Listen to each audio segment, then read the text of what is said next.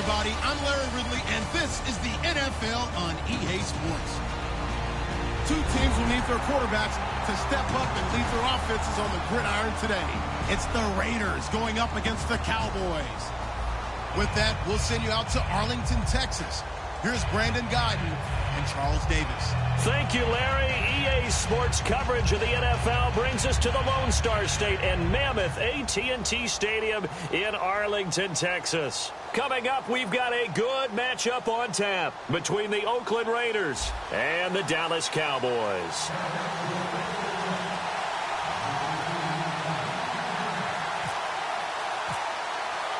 A clash of two of the more fervent fan bases around. The Cowboys and the Raiders are underway. That's fielded in the end zone. And the decision to bring it out is going to cost him about 7 yards all told as he's taken down back shy of the 20.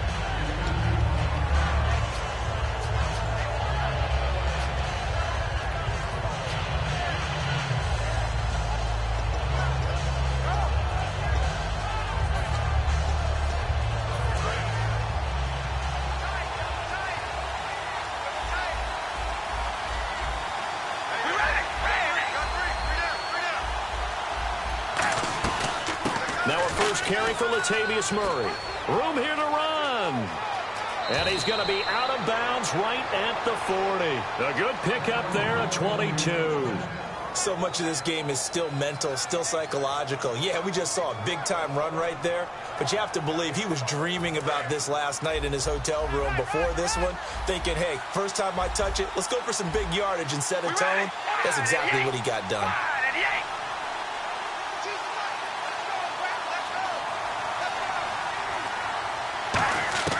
Carr now on first down.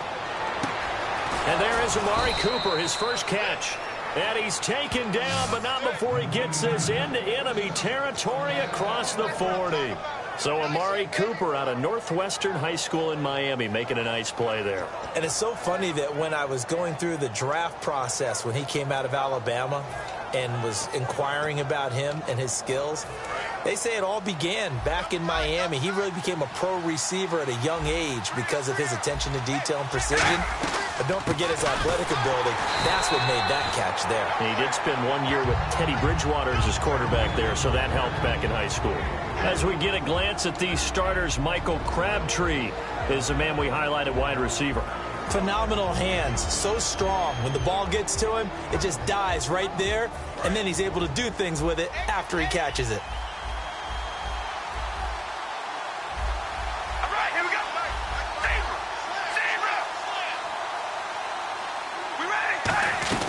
Again, it's Murray. And able to break one tackle, but then quickly brought down. And still about 3 yards shy of a first as the 4-yard pickup brings it to third down. And the linebacking core could certainly be crucial today. They do everything really, really well. Fly to the football, defend the pass, you name it, they do it, as well as set the defensive front. Carr going to try and throw on third down. Steps away to his left. He can run for it, and he will. It'll be a 2-yard gain. And look at this. They're keeping the punter on the sideline. They're going to go for it here on the opening drive. Now Carr. And now the ball's out. Carr lost it. Fumble. The Raiders try it on fourth down, but to no avail. And this crowd loves it as their guys hold on the opening drive. Now the Cowboys offense heads back onto the field.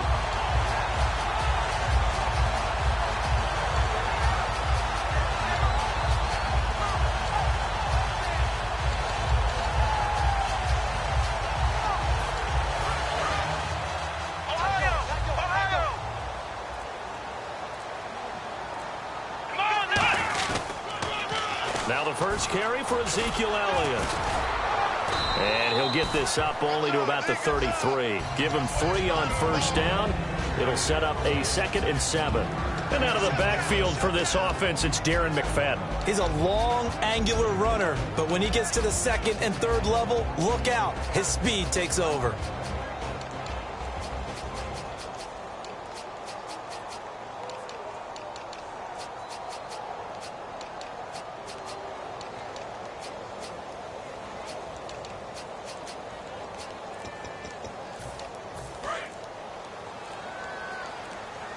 Time running out here on the play clock.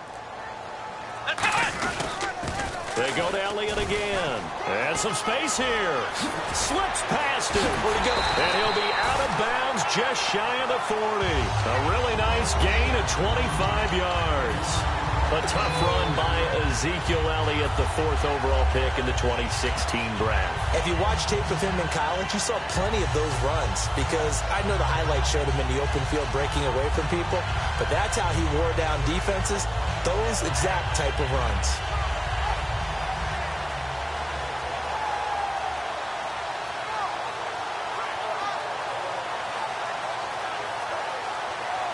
And now a first down following that long gain.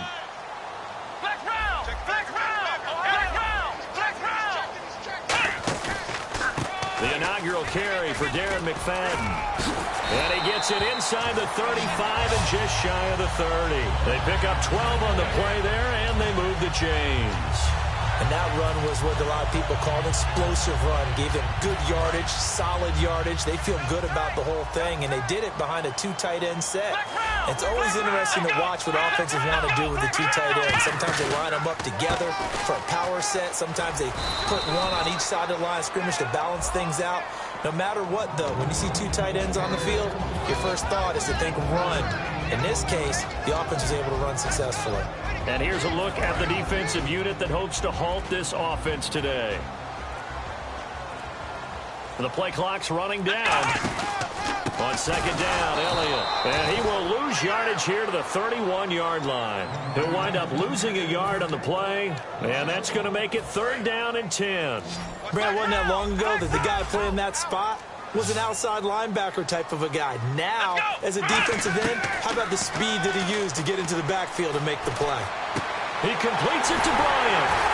And he takes it down to the 13 and picks up the first.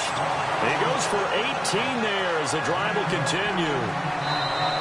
Sitting alongside Charles Davis, I'm Brandon Gaudin as it is Cowboy football to begin quarter number 2. And they're on the move here. They've got it 1st and 10.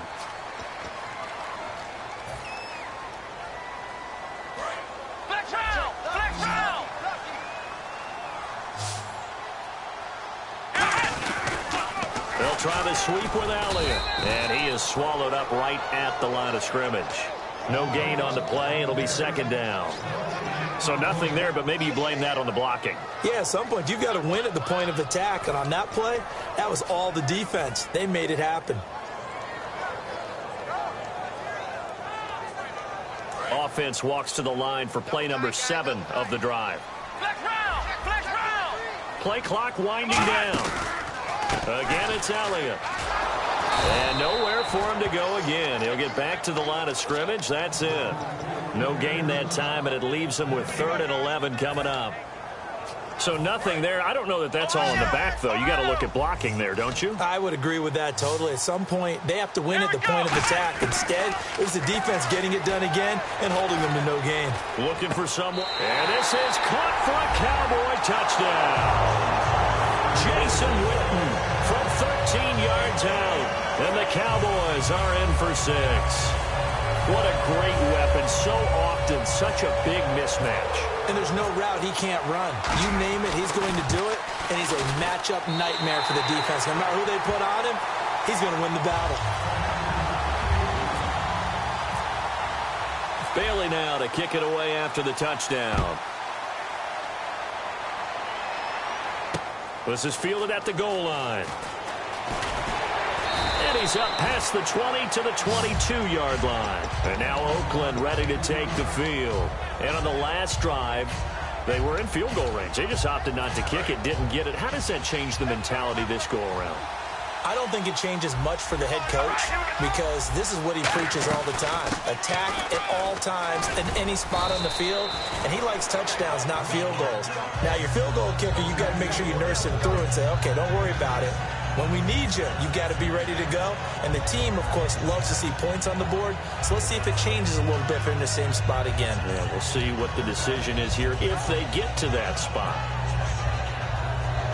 So 2nd down, 3 yards to go now.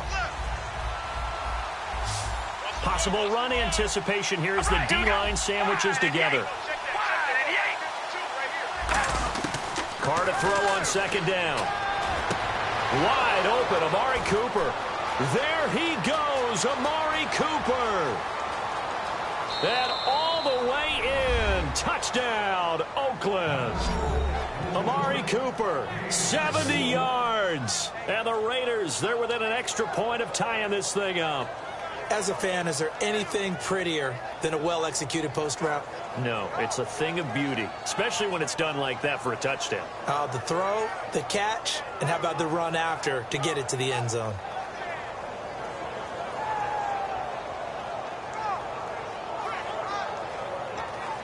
Sebastian Janikowski on for the PAT.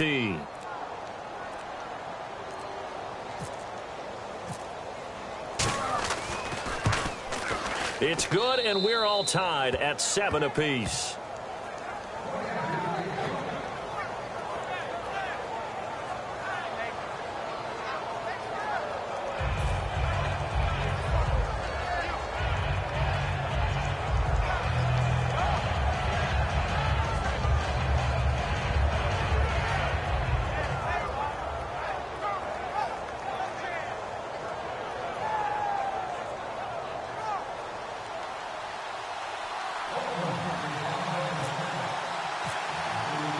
So we're right back where we started, all even as the kick's away.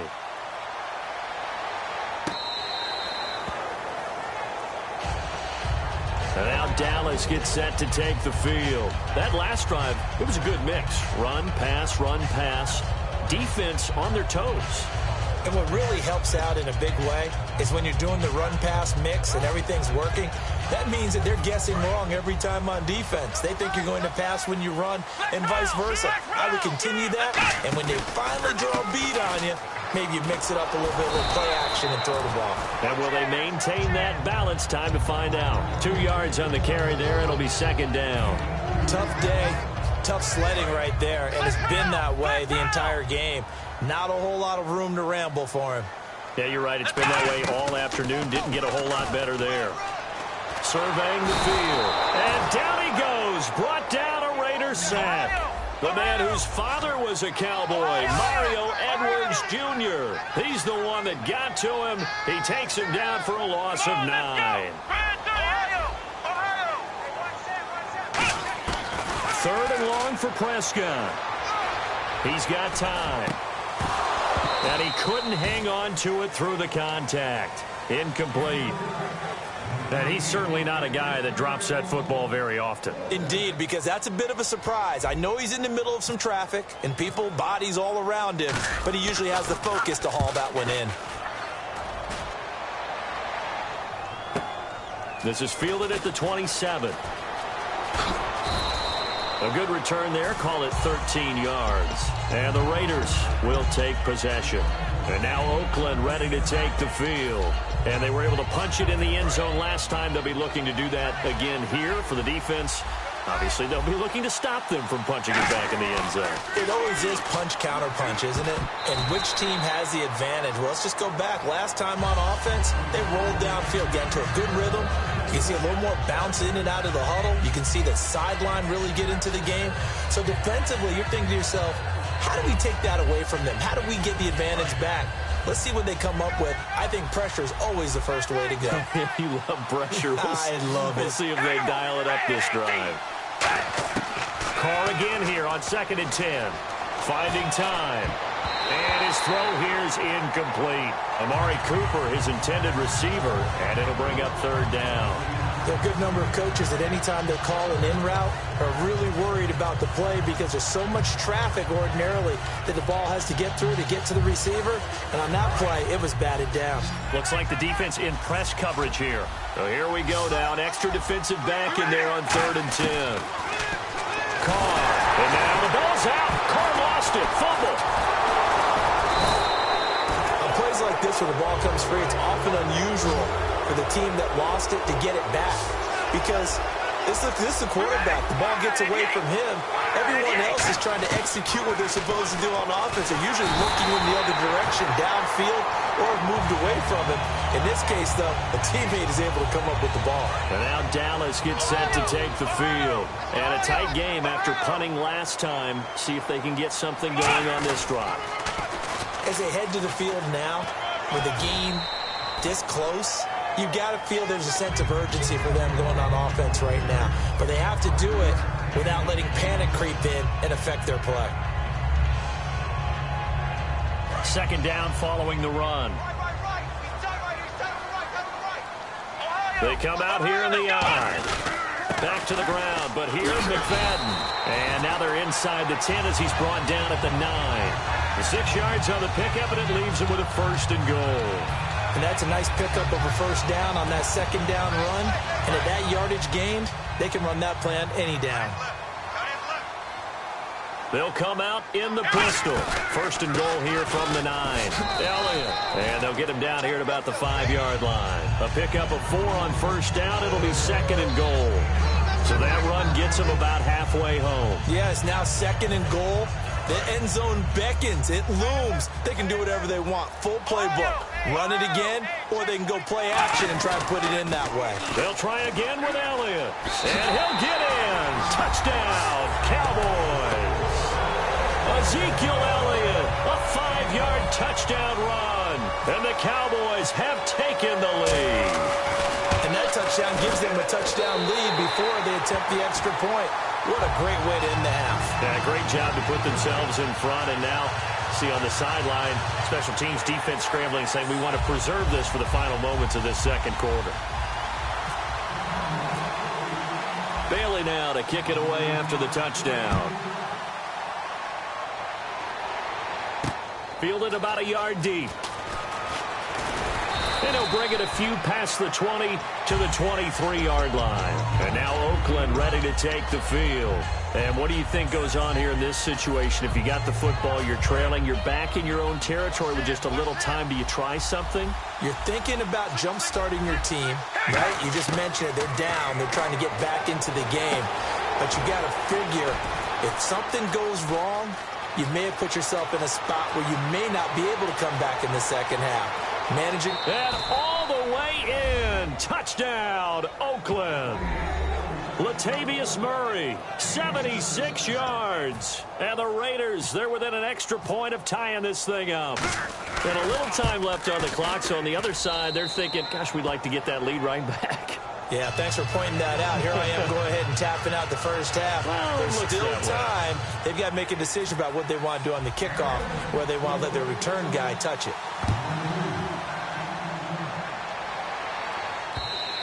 And this will not be returnable. It's out of the back of the end zone for a touchback. Here's the Dallas offense now heading back out onto the field. And they'll just simply be looking to build off the confidence of the last time out where they scored a touchdown. And confidence is powerful, isn't it? When you scored once, you feel like you can go back out there and get it done again. Doesn't matter what the defense throws at them.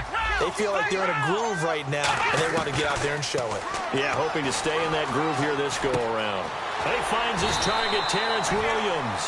A nice pickup there of 11 yards, and it'll move the sticks. That was a nicely run slant route, and what the receiver's trying to do is make the defender think he's going upfield for a deeper route, and then breaks it off, usually after about 3 to 4 steps, and cuts towards the middle of the field, and now what he's trying to do. Now hold everything here. We're going to get a timeout by the offense. A glance back at 2016 for Dez Bryant. 50 receptions, under 800 yards, had 8 touchdowns. What do you make of the season that Dez had? Well, remember, it started with Dez injured, so it took a little while for him to get started. I'm going to make a bold prediction for you.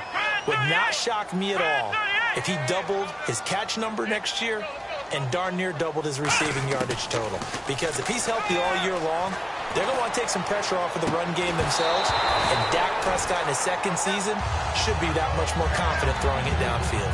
Well, they went for the big play there, but that drop could really hurt their momentum. Unable to connect on the first down pass play. Now it's second down. A second down throw for Prescott. He's got time in the pocket. Incomplete, and we're down to 8 seconds now. The man with over 1,000 catches, Jason Witten, the intended receiver, and it's third down. Good job by the O-line. Quarterback had time to go through his checks. That's one you need to take advantage of. A perfect situation, and they're unable to take advantage of it. When you have that much time to scan the field, you have to find an open receiver. On third down, it's Prescott. Into double coverage, and it's intercepted. A great read, and it's picked off. And his guys have got it back at the closing stages of the first half. The Raiders offense now, they trot back out. And from this spot in the field with the clock where it's at, you think we're just going to see a knee and that's it? And I think in this situation, that's the proper play. But we do know there's some risk takers out there that may want to take one more shot before the clock runs out. And it's knocked away and incomplete. So we've hit intermission. Hey, Charles, you give me water? Jeez, Chuck, they cut off the halftime show again. Quicker than anticipated, ready for the start of the second half. Now it's Lucky Whitehead on the return. And he'll take this up past the 20 and down at the 22-yard line. Out come the Cowboys now as he'll go on offense first here in this third quarter. First half showed us some pretty good offense. Tie game, we'll see what the second half brings. And it'll be interesting because I think both sides feel pretty good about what their offenses are doing. Gotta wonder what adjustments are being made defensively to try and get a spark and maybe slow down the other side. But here, do you change up anything on this opening drive? Not offensively, you don't. You got everything going your way. You've probably prepared for maybe some change-ups you might expect, but overall, you like what your game plan's showing you. On second down, McFadden, and he'll bring it up here to right at the 40-yard line. 9 yards on the pickup there, and it keeps the drive alive. 2nd and 1, and people want to run the football. This is where every back in the league is supposed to do exactly what we just saw there. Pick up the first down. They'll need to get the play off quickly. A first down carry by Elliott. And he is going to lose yardage here. So a loss of 5, and it'll be 2nd down. And the good thing about the top-notch safeties, they can play from deep coverage or they can play close to the line of scrimmage, and the end result is often the same, a big-time play for their defensive team. And that's exactly what we just saw. Here's Prescott surveying the field. And this one complete to Witten over the middle. And a nice gain of 21 yards. And he's the epitome of what we call the move tight end, a guy that you can line up anywhere, in the slot, out wide, in tight, doesn't really matter because he has such great skills. You want to utilize him in all aspects of your passing offense. And there he was in the slot for the catch. Time running out here on the play clock. They go play action here on first down. And almost intercepted. It would have been his 2nd pick of the game. Instead, it'll be 2nd down. Well, he just threw an interception last drive. Nearly another pick. And things aren't very even right now, are they? It's a little bit sloppy out there, isn't it? It's kind of just been driving on those paved roads and those country roads that have those potholes in them, isn't it? 'Cause that's the way this game's going right now. A lot of bouncy bounce to it. You spent some time on some Tennessee country roads. I certainly have. Plenty of family back there. God love it. The first down line at the 34 here on 3rd down. And on the outside, they're playing press coverage. The play clock's running down. Now Prescott. And incomplete. The contact made the ball roam free and brings up 4th down. We know it's not an easy job to go out and catch passes when people are trying to tackle you and knock the ball away. But the bottom line is, that's a pass he's got to have and a pass he should have caught. So they're going to come to the line here, and it appears try to go for it on 4th. Here we go. Left round. 4th down, Prescott. He's got time. Complete to Jason Witten. And he gets this one all the way down inside the 20-yard line. And that's what you got your tough little slot receiver for, isn't it? Right there, those 4th down conversions in the middle of the field. He knows that's where he has to make his living, and that's where he has to make plays to help his team. And no one... And he'll take it into the end zone for a Cowboy touchdown. Ezekiel Elliott, his 2nd touchdown of the afternoon. And the Cowboys have broken the tie.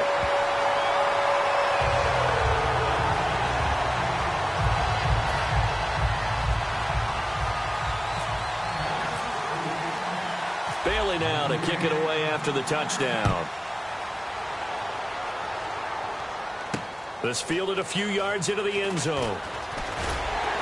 And he will be brought down here at about the 17-yard line. So here comes the Raiders offense getting ready for their first possession of the 2nd half. They trail offense, first time to touch the ball in quarter 3, and we'll see what they can do. And I can't wait to see what they have planned, because some teams script to start a half. Other teams just go, okay, these are the sequence of plays we want to run. These things worked well for us. And sometimes they throw in that big chunk play right away. Shocker. Try and get after them early and try and create a big play to give themselves some momentum. See what they have up their sleeve.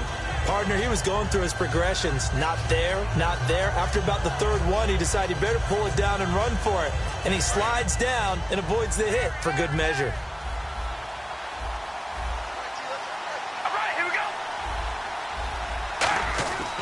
To throw on 2nd down.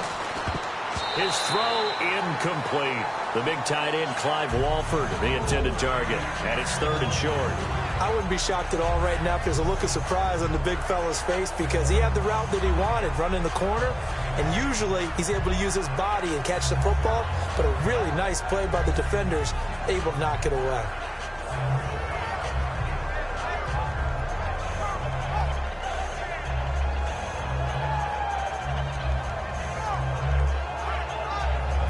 3 full yards here for the offense to get on 3rd down. We ready? Red 18. Red 18. Snap comes at 1, and it's Carr. Flushed out right. And that's complete to Walford. And he takes this one just shy of midfield all the way to the 49. He went full scale, loose, flexible, finding a way to catch the ball in some traffic for a key 1st down. Yeah, really a nice job of adjusting to the ball in the air. Not the most accurate of throws, but able to adjust and make the grab. On 1st and 10, here's Carr. Over the middle, Cooper with it. And he'll be taken down, but not before getting this inside the 30. Back now in Arlington. It's Raider football here, but they're on the short side of the scoreboard right now as we begin. So after that big play, let's see if they can catch their defense maybe on their heels. Throwing on 1st down is Carr. Now they go screen. It's complete. And he's brought down. It's a gain of 11 yards that time, and it produces a new set of downs. Looking to jam the receivers at the line here. Press coverage looked defensively. And now they're in the hurry-up. Red 18. Red 18.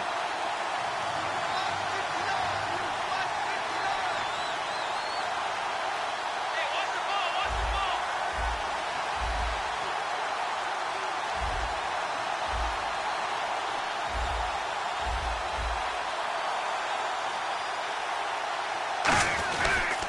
On 1st down, Murray. They stopped after only a yard, taking it down to the 14. That's a good play by the guys on the defensive side of the ball. Held him to a gain of 2. And that changes the playbook a little bit now for the guy calling plays. 2nd and 8.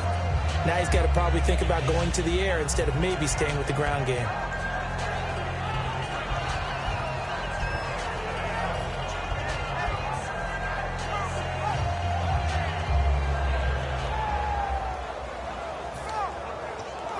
And here comes play number 6 on this drive.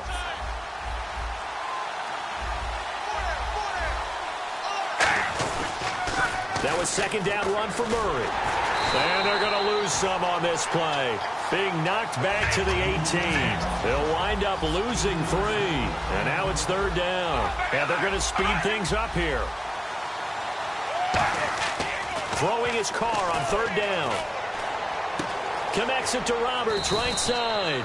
And he's able to pick up the 1st before he's brought down inside the 5 at the 4. Simple slant route, and part of a really nice hard throw by the quarterback. Nice timing between the quarterback and the receiver. They were perfectly in sync, and he is in. Touchdown, Raiders.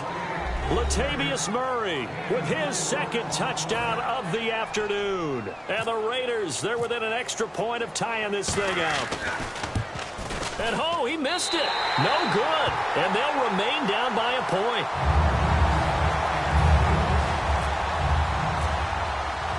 Now Janikowski following the score. He'll boot this one away.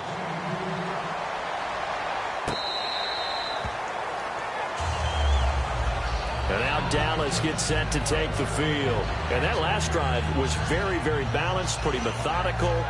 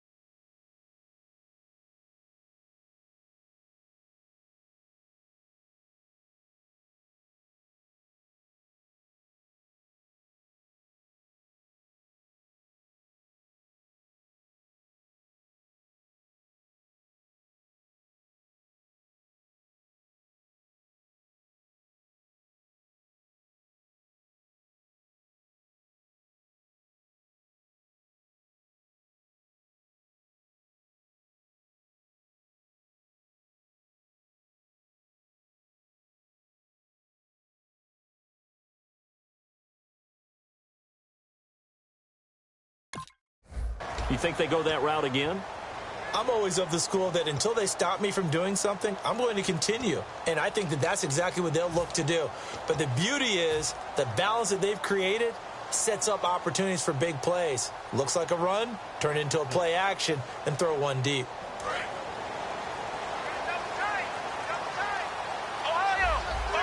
Again, we'll see the pistol here. They'll try and run some clock now with Elliott. Oh, nice spin. Oh, that brought back bad memories. He takes this for 3 to the 29. And in this situation with a lead fourth quarter, they're liking keeping the ball on the ground, I'm sure. That's just smart football, but you know the defense has to know it as well. They've got to stop them here. So now we're going to see that loading the box in a big way. 6, 7, 8, 9, whatever it's going to take, puts a little bit more pressure on your big offensive line. They come out here in the eye. They'll try to wind some clock with McFadden. And he'll get this up only to about the 33. Give him 4 on the carry, and it'll make this a 3rd and about 2. We always like to talk about defense in terms of levels. First level defensive line, second level linebackers, third level defensive backs.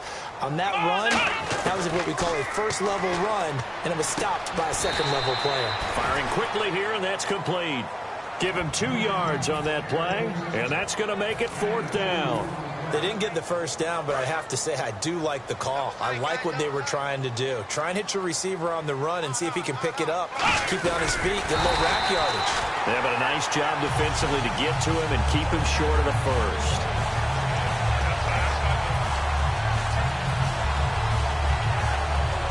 Time for a break.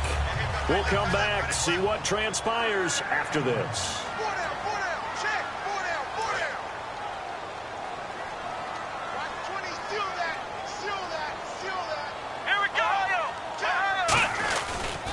They'll start the drive with Elliott. And an alley to run.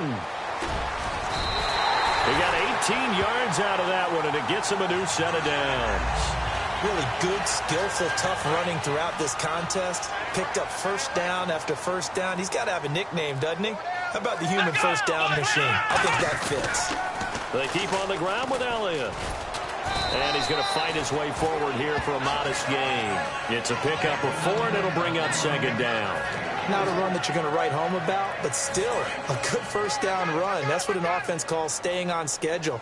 3 to 4 yards on first down, you're set up very well for the rest of the drive. They go back to Elliott. He's been busy. And now whistles, and the Raiders are going to signal for a timeout. It's just their first. They've got 2 more to use here in the final stages.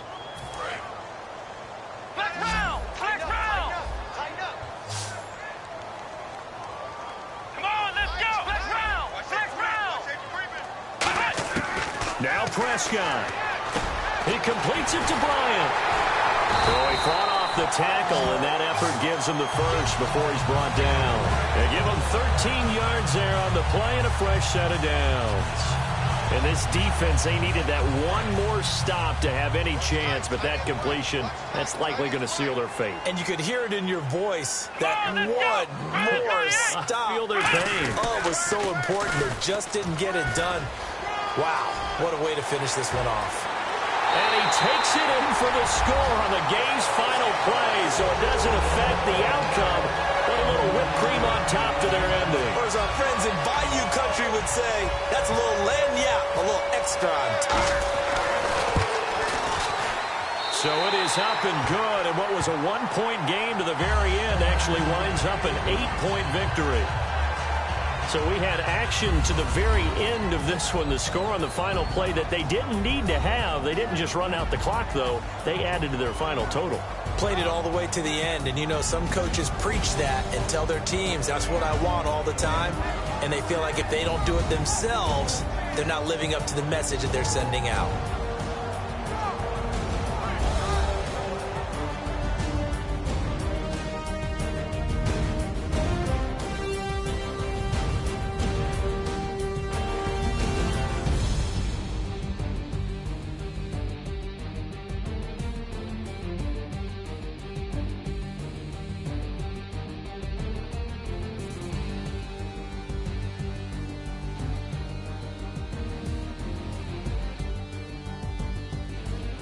So that's a wrap for Charles Davis. I'm Brandon Gaudin.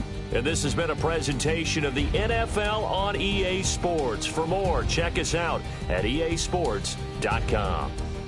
It's a win for the Cowboys as we sign off and say so long from Arlington.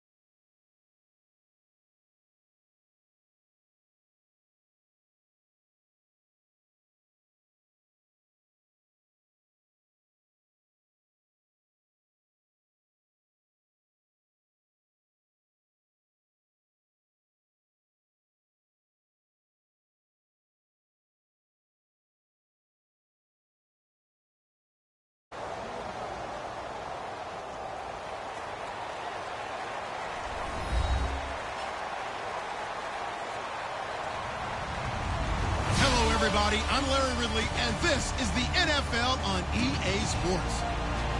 As we head towards kickoff, two quarterbacks will be on the field today trying to push their team to victory. It's the Eagles going up against the Cowboys. With that, we'll send you out to Arlington, Texas.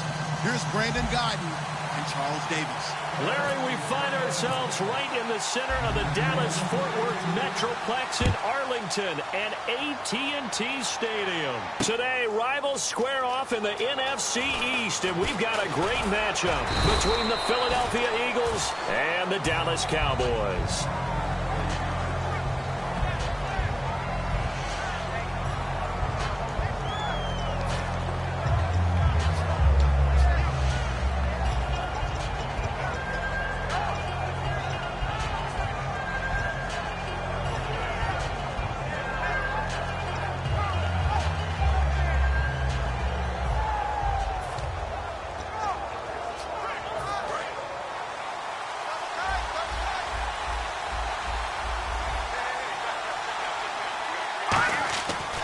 First and 10. Here's Wentz. Dancing to his left. This one brought in by Dorial Green-Beckham. Give him 9 there on the first down completion. One thing I can say pretty safely, that route is not called if you don't have a guy who can throw the ball and put some mustard on it. Because if you're going to lollipop it in the middle of the field, bad things usually happen. It takes a strong-arm guy who can rifle it in there, and they were able to successfully complete that one. Throwing now is Wentz. Oh, he's got a little daylight. A good pickup there of 20 yards. So the youngster able to use the legs to pick up the first. And one of my pet peeves when they see this guy play, when Carson Wentz takes off running the football, I always hear people go, oh, he's sneaky athletic. No, he's athletic. Watch him do it. It's an integral part of the quarterback run game, and he gets it done very, very well. You don't like sneaky athletic, do you? That's just kind of a jab in the back. Yeah, not when it doesn't apply. I think that's a stereotype that needs to be broken down for him. Let's expand on Ryan Matthews for a second. He has a couple 1,000-yard years in his back pocket. This season, 661. Did have a career-high 8 touchdowns, but where does he fit in to the Eagles' offense going forward? That's going to be an interesting question that has to be answered by Philadelphia, by Doug Peterson, their head coach, because he was truly their lead running back until a fumble at Detroit. I think that changed things for him. A crucial one down the stretch. Philadelphia ended up losing the game. When he takes care of the football, he's a hard-hitting, aggressive inside runner who can set a tone for a team. But if he doesn't take care of the ball, that gives an opportunity for someone else to come in and become the lead runner for Philadelphia. That's going to be knocked away and incomplete. And the Buffet boys, the O-line, hopefully they're ready today. Listen, you got to feed them first. But if you do, you usually get a great product out on the field. And when they play well, the quarterback can't wait to feed them afterwards. On 3rd and long, it's Wentz, escaping the pressure right. And he can't find anywhere to go with it, and he goes down. And it appears they'll go for it here on 4th down. A big call on the game's opening drive.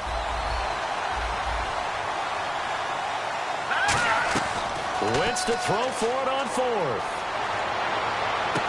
Going to throw right side here, complete.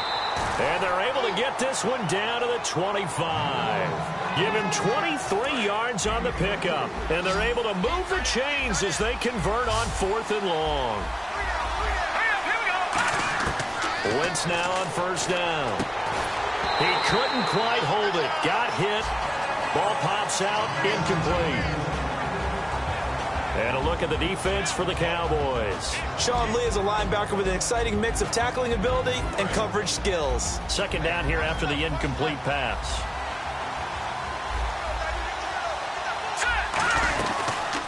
They'll run the option left. And he is met at the line of scrimmage, and he goes down right there. Calling no gain on the run there, and now they'll be looking at a 3rd down.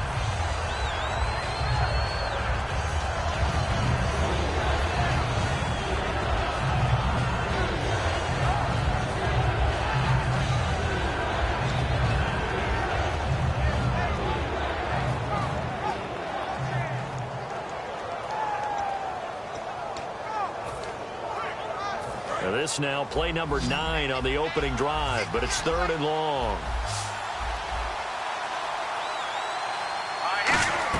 Now Wentz on 3rd down. Screen pass to Sproles. And he will lose yardage here to the 31-yard line. And on their first drive, the offense staying out there. They're going to go for it on 4th. So now on 4th down, the Eagles will hand things over to their field goal kicker, and that's Caleb Sturgis. On the left hash, this from 48 yards. And this is going to miss wide to the left for Sturgis. It's no good, and this will remain a scoreless game. Well, that opening drive looked good for a moment there, but they'll wind up being turned away thanks to the missed field goal. And those especially hurt when you come into a game on the road. You're trying to get things to go your way early, and now you suffer a setback right out of the gate.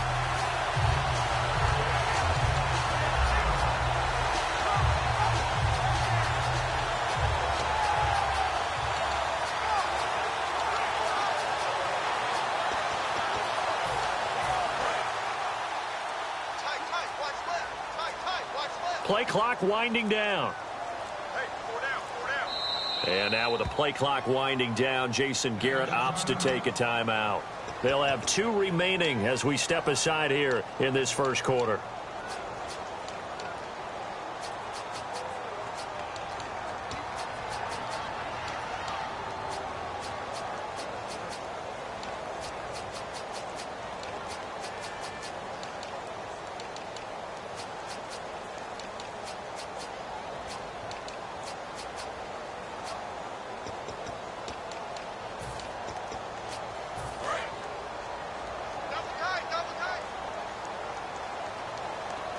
They'll come out in the pistol.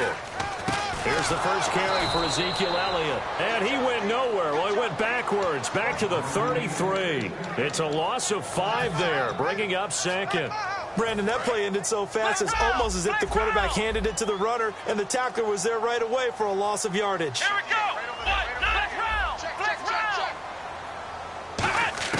A second down throw for Prescott. But he finds his target, Terrence Williams. They get 11 back on that one. It leads to 3rd down.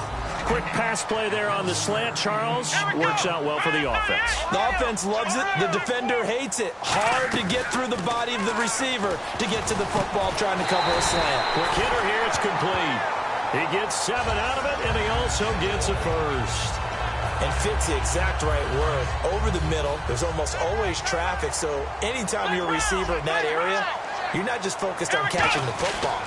You're wondering where the collision's going to come from, right? Because there's almost always someone there able to concentrate, catch it, and even added a little extra at the end with a short run. So the defense has put them in a tough spot. It's 2nd and long. They'll need to get the play off quickly. Now Prescott. And this one caught by Des Bryant.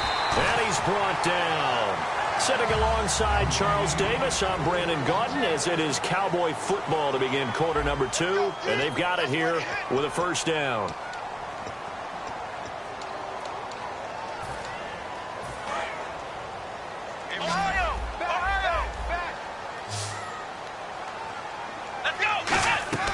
Now a play fake here on first down. Man open left side. It's Williams. And he's going to get this inside the 30. Give him 11 on the gain there. And it'll be first down, Cowboys. And here comes play number 6 on this drive. Time running out here on the play clock. Now back to the ground with Elliott. And he'll do a nice job here just to fight his way back to the line of scrimmage. Call it no gain on the play, and it'll be second down. Well, at least he was able to break that initial contact, or it could have been a loss. Yeah, give credit to the defensive player, though. What did he do? Made him slow down, slow up his feet, and allowed the rest of the guys to get there to finish him off. Here's Prescott. And Bryant's got it over the middle. And down inside the 15 he goes. That one goes for 13 yards, and it moves the sticks. So they're operating in the red zone. And the D-line pinching together, must be expecting the run. They'll pitch it out to Elliott. And strong running there as he's inside the 10 and down to the 8-yard line. It's a 6-yard gain on the ground, and that'll make it 2nd and 4. A lot of people call the toss a probing play to see what they can get against the defense, to see how they adjust and react. And he is into the end zone for a Cowboy touchdown.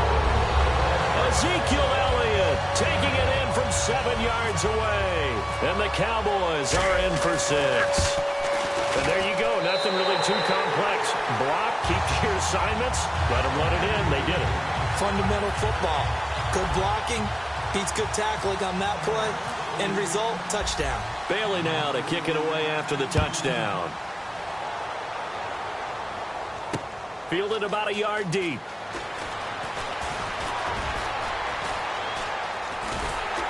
And he is going to be taken down inside the 5 at the...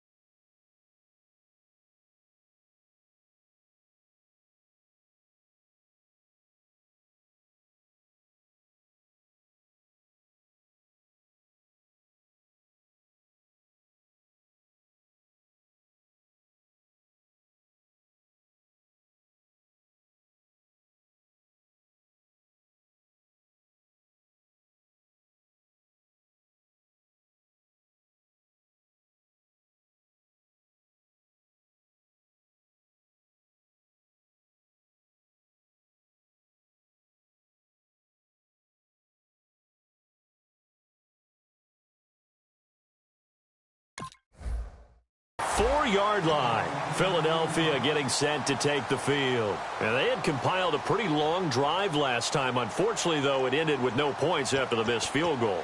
And that can hurt the psyche of a team because as they drove downfield, you know you're never supposed to count points in your mind until they go up on the board. Well, let's face it, we've been there. We've seen teams before. They were counting on those points. They didn't get them. Can they come back now, start over again, and grind it out? Flush to his right, and he can't find a receiver, and he's brought down. Justin Durant in to drop him behind the line, and that's a loss of a yard. In his own end zone, it's Wentz. And he'll be hit as he releases it, and that'll fall incomplete. They got pressure there and only rushing 3. And there's a defensive coordinator right now who is celebrating not just getting home with 3 there, but realizing if that's the type of pressure he can get in the entire game, then his pass defense is going to be excellent. You're dropping 8. Where are you going to go with the football? And he bats it away, and it falls down incomplete. He was looking for Dorial Green-Beckham, and that brings up 4th down. Here's Donnie Jones now. And no room for error here as his first punt comes from deep in his own end zone. I like it. And from their own end zone, it's a fake.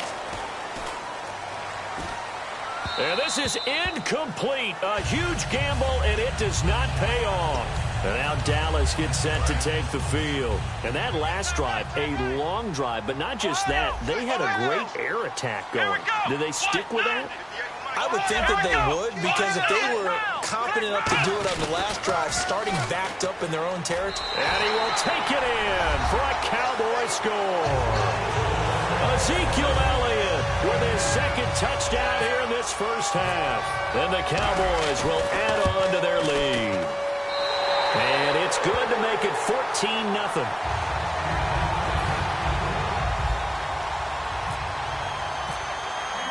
Bailey now to kick it away after the touchdown.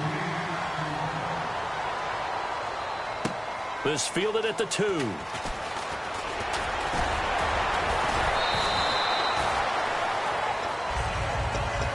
The Eagles offense now gets set to head back onto the field. And last time this unit was out here, costly turnover, and then that turned into 6 points. They've got to make amends. And how many times have we sat in meetings with coaches and they use the term complementary football? Offense take care of the defense, defense take care of the offense. That didn't happen on the last possession. This is a chance for them to pick themselves back up and help their team. Yeah, we'll see if they can recoup and recover.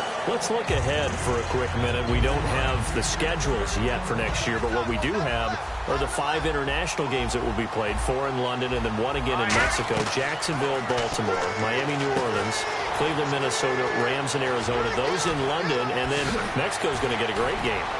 The Raiders and New England. Yeah, you're exactly right. And just think about the ones in London. Remember, they're splitting them between the 2 different stadiums in London, so they get a different flavor in all of these places. But Mexico, for the 2nd straight year, the Raiders are coming to town. That should be a whole lot of fun. Should be a ton of fun and a very good matchup.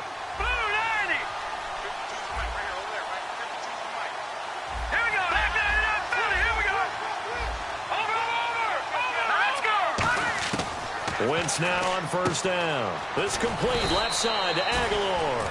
7 yards, the pickup on the pitch and catch. Looks like the defense in press coverage here. Looking to speed things up here, going with some tempo. They go play action for Matthews. Now Wentz. He's going to flip that out to the flat. It's complete. A gain of 4 that time as the drive continues. We always talk about having to read defenses and how complicated that is. Well, this was an excellent read. Read the pressure and got rid of the football before it even got to him for a nice game. And at the 7-yard line, the catch is made. 30 yards on the pickup there. And the Eagles are now set up with a first and goal. And the offense moving quickly to the line. Again, they'll throw with Wentz. Forced out to his left. And he's able to get it down to the 2-yard line. A gain of 4 on the play, and it'll be second and goal. Well, he did a nice job keeping his eyes downfield, waiting for someone to get open. But once the pressure forced his eyes down to see... And he will not get away. He's sacked back around the 3-yard line. Sean Lee in there to get him his second sack now of the afternoon. Play fake to Matthews. Now it's Wentz being chased out left. And that is incomplete. He was trying to get it to Zach Ertz that time. And it's now 4th and 3. So now on is Caleb Sturgis for the Eagle field goal. From the left hash, a chip shot here. Oh, they flip it to the kicker. He looks like he's going to throw it. And this one will not work out. It is incomplete. They pass up the 3, fake it. It doesn't work. And now Dallas gets set to take the field. And we'll see how this is played. Offensively, they've got the lead. Not a whole lot of time left. What do you think, Charles? Well, it's tempting to try and add to your lead, but a mistake there, that can change things in a big way. I say go ahead, take the knee, get on out for the half. And incomplete, a drop there in the middle third of the field. That'll bring up second down. It looked like they had something there, but I think that he was thinking about running with the football before he actually hauled it in, and that led to a big drop. So the incomplete pass brings up second down. Ohio! Let's go! Flex round! Back near his goal line, it's Prescott. Drops it underneath to Elliott.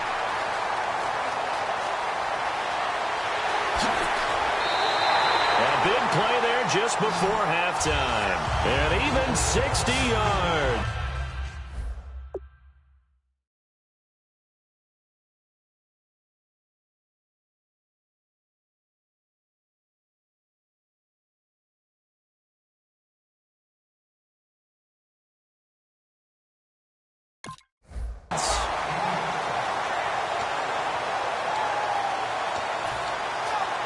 So the offense has it 1st and 10. Come on, let's go! Prescott on first down. Wide open receiver complete. And he gets this one all the way down inside the 20-yard line. Now whistles come in. We're going to get a timeout here by the offense. So that means they're down to 1 remaining here as we head toward halftime. From the red zone now, Prescott. And Dez has got it. Dez Bryant for the Cowboy touchdown. Dez Bryant in the final seconds of the first half. And the Cowboys will extend their lead. And it is now 21-0. Boy, I guess they're going to keep trying to put the pedal to the metal here. They're going to try an onside kick.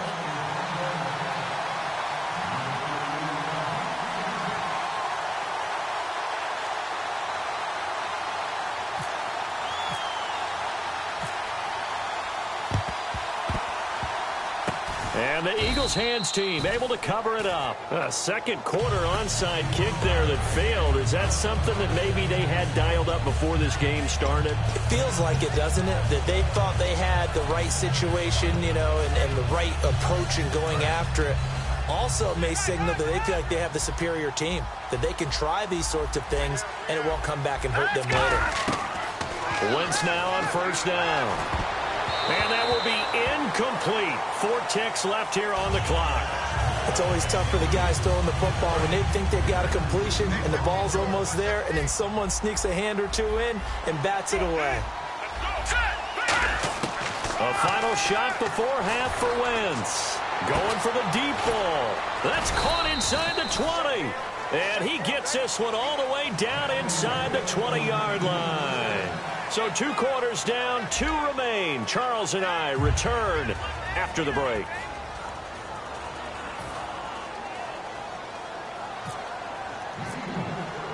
So both teams have their marching orders, and we'll get going again here in quarter number 3. And out of bounds there on the kick.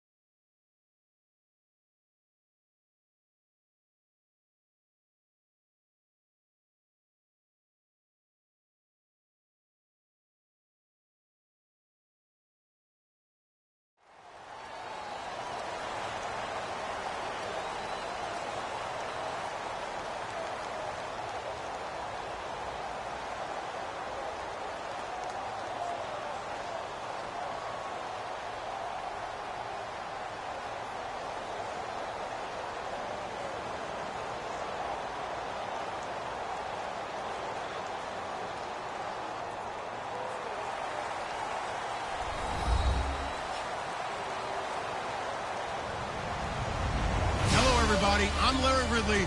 You're tuned into sports. Anticipation is mounting for today's game, and we've got two quarterbacks looking to make an impact. It's the Cowboys going up against the Bears.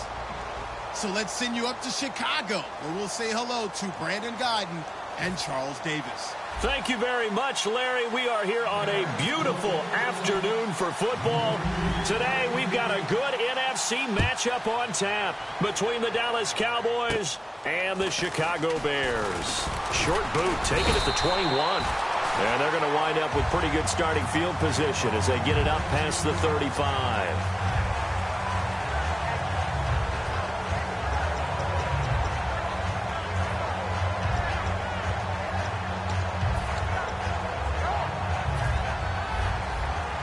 And on the outside, they're playing press coverage.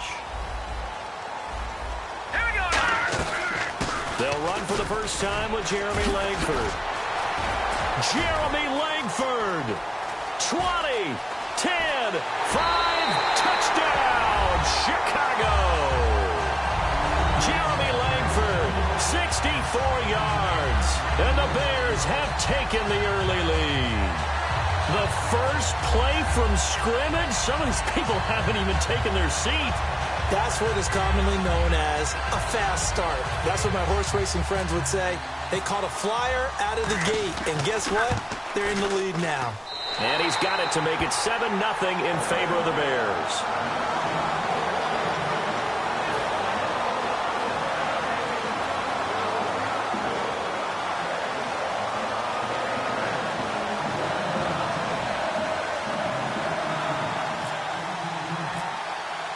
After the touchdown, Barth now to kick it away. And that'll carry over the back line of the end zone for a touchback.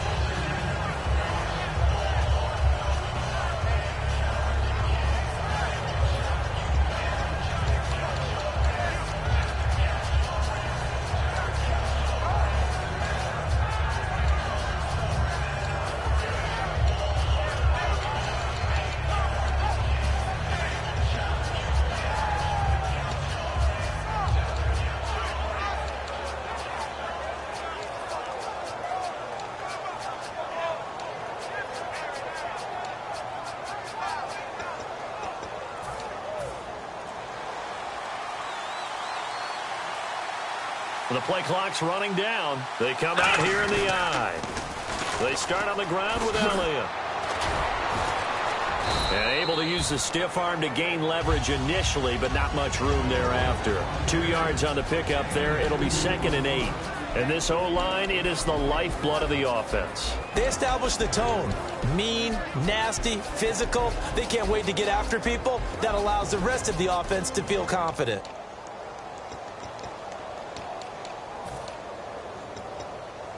And after the play on the ground, that brings up 2nd down here. Shift together here from the D-line. Let's go. Flex round. Flex round. Here we go. Ohio. Let's go. A give to Elliott running left.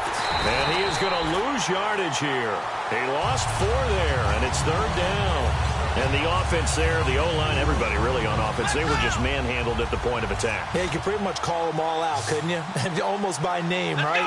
That was a very tough sequence for the offensive line. But how about that defensive front? Creating a new line of scrimmage and creating a lost yardage possibility. He completes it to Bryant. A great effort there to shed the contact, and it helps him pick up the first. The goal of every offense is to move the chains, pick up first downs. A nice job finding an open receiver for a completion. Here we go. Now a play fake here on 1st down. And got his man complete. 23 yards on the play. A great job pulling that one in from a guy, as we know, who can really blaze. He's got a lot of speed. And that speed can work for him so many different ways. Sometimes he just takes off and goes and just runs past people. Sometimes you get people to back off so far that you can catch everything underneath. But still, at some point in the game, you probably have to make some contested catches, right? Sometimes you have to go up and beat a defender for the football. He has that in his arsenal as well. Showed it right there. Let's go. Ohio. Prescott now on 2nd down. And he hits Jason Witten, the tight end. And brought down, but not before they're inside the 25.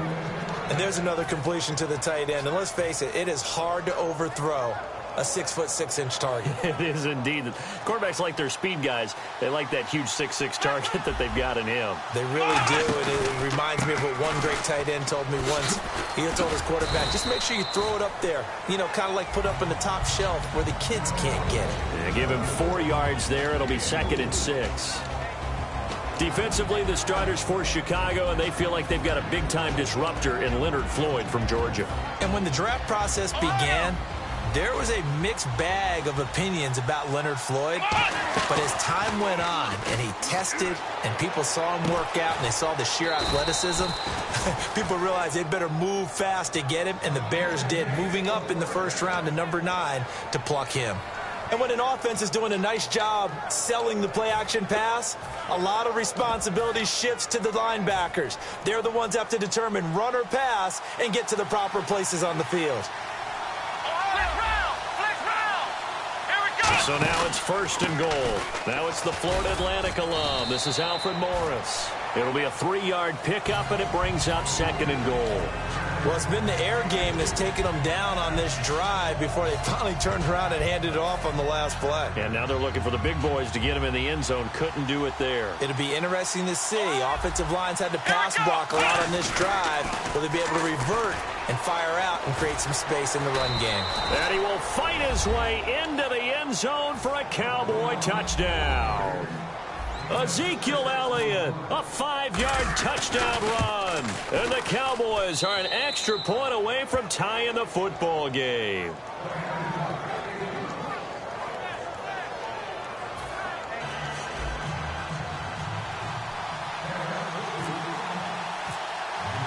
So a tie ball game here as the kick's away. This is taken at the 3. And he'll make it across the 20 as his guys will set up shop at the 23-yard line. And now Chicago getting ready to go as they take the field. And coming off a one-play drive that was so deflating for the defense, what's their mentality? How do they rally here and stop this offense? Well, hopefully there's some determination that sets in, because they weren't ready to go on the last one.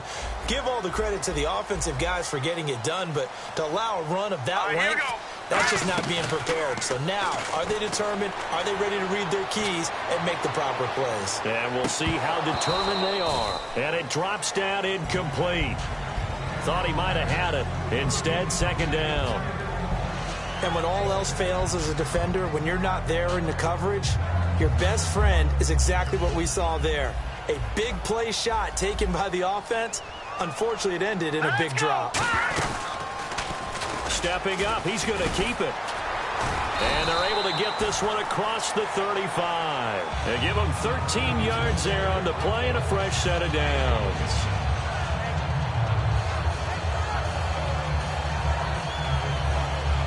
First down and 10 now for the offensive group. Brandon Gaudin, Charles Davis back with you as it's Bears football here to begin quarter number 2. And they've got it here with a first down.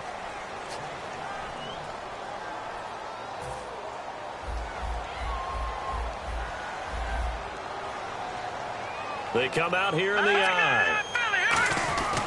Back to the ground, this time Langford. And he'll grab a gain of 5 out of this up to the 41-yard line. And that's exactly what you want on a first down run. Pick up 5 yards, bring up 2nd and 5.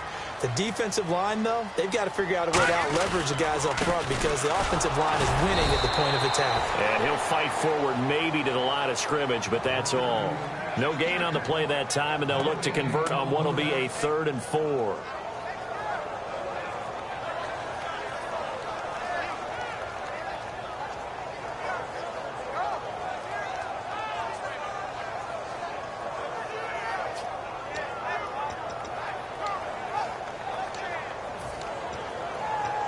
Third down and 4. Here we go now. Here's a play fake as they set up to throw. He hits White, complete. And he'll get this one down near the 20-yard line. That goes as a gain of 36 on 3rd down. There will always be a place for methodically marching the ball downfield. But when you can pick it up in big chunks and strike like that, have explosive plays, that's often the difference in winning and losing. Those types of plays that can knock a defense off balance, that'll drive a team towards a victory. He'll get a nice chunk there on the first down run, and it's 2nd and 4. This drive is turning into an extended one, and the guy carrying the ball, he's becoming more like a body blows guy. Every carry is putting some damage on the defense. So after a while, I'm not too sure how many guys are going to want to run up and tackle him. Here's Shaw. He'll buy some time right. Toward the sideline, and look at that catch. Dragging the toes, and that's going to be a first down. Well done. We talk about mobility on quarterbacks all the time. Here's where it really pays off. Able to move, evade, and is accurate throwing on the run and picking up a first down.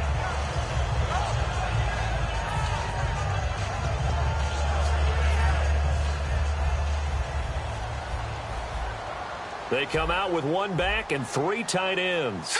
Little motion now from the tight end. Stepping up, and he's into the end zone. Touchdown, Bears. It's their quarterback. A 4-yard touchdown scamper. And the Bears have taken the lead. And he's got it. It's now a 14-7 ball game.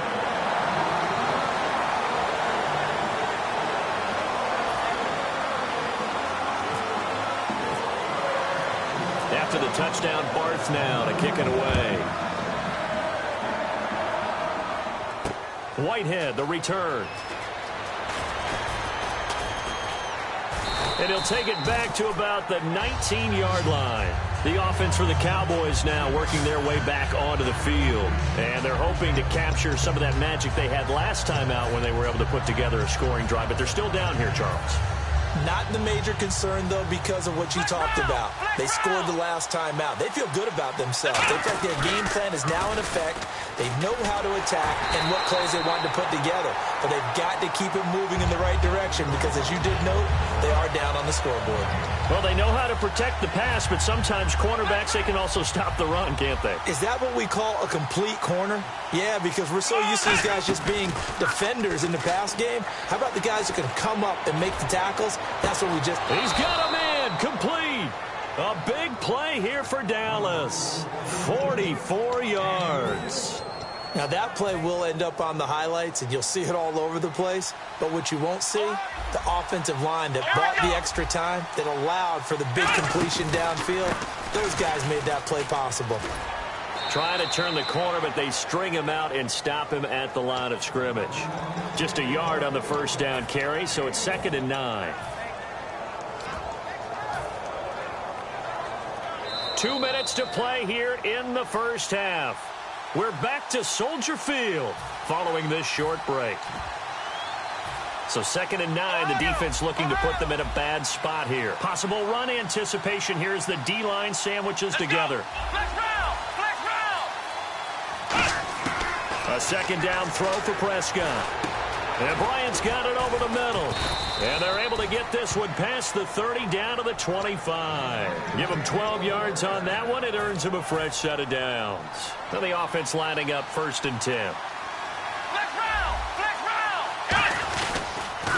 Elliott, toss right. And some room to roam now. And he'll take it into the end zone for a Cowboy touchdown. Ezekiel Elliott with his 2nd touchdown here in this first half. And the Cowboys are an extra point away from tying the football game. Extra point try by Bailey. And we've got a good one brewing. We're all knotted up at 14.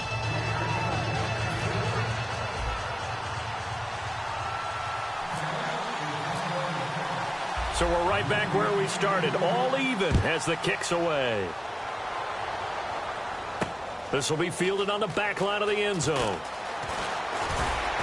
And he'll take it back to about the 19-yard line. And now Chicago getting ready to go as they take the field. And that recipe on their last drive that resulted in a touchdown looked pretty good, so they'll be hoping to do that once more. And it takes me back to when we sat with the offensive coordinator and the head coach. They felt pretty good about their game plan and thought there were some holes in the defense, and they exploited them the last time out. Let's see if they can come back and put together a similar drive. And we'll see if they can do just that. Here we go now. Boom, land it. Watch it now, Barney. They go play action here on 1st down. And it pops free. The collision there jarred the ball loose and brings up 2nd down. Well, you mind if we go off topic for a second? No, let's go. I like to do that randomly. AFC playoff contenders for this year that didn't make it last season. Who do you have that might get in? Well, I think Cincinnati's got to be considered there. Maybe they'd have an offseason that's right back into the playoffs. I'm going to give you a couple a little bit off the pace. Indianapolis cannot afford to squander Andrew Luck, one of the better young quarterbacks in the game. They've got to get back to the playoffs. And Buffalo, brand new head coach, brand new people running the ball club. Let's see if they can figure it out, because I think defensively they can be awfully strong. And it's incomplete. Took a shot, couldn't connect. Well, he bounced up after taking a sack and took a shot downfield. I think a lot of us thought maybe he'd run draw in that situation. Instead, tried to get it all back in one play. Yeah, 3rd and long. Thought he needed the deep pass, couldn't connect it. Maybe he was hoping for a penalty downfield to give him the yardage they needed. Just a yard return there after a punt of 49.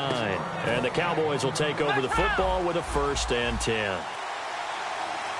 And the D-line pinching together, must be expecting the run. Now Prescott. He couldn't quite hold it. Got hit. Ball pops out. Incomplete. Little lull in the action here to go over an offseason storyline that's kind of interesting. L.A. a couple years ago, they have no teams, and now they're going to have 2 with the move from San Diego to L.A. What does that mean for the league and for the Chargers? It seems like an easier transition, doesn't it, than St. Louis when they moved back.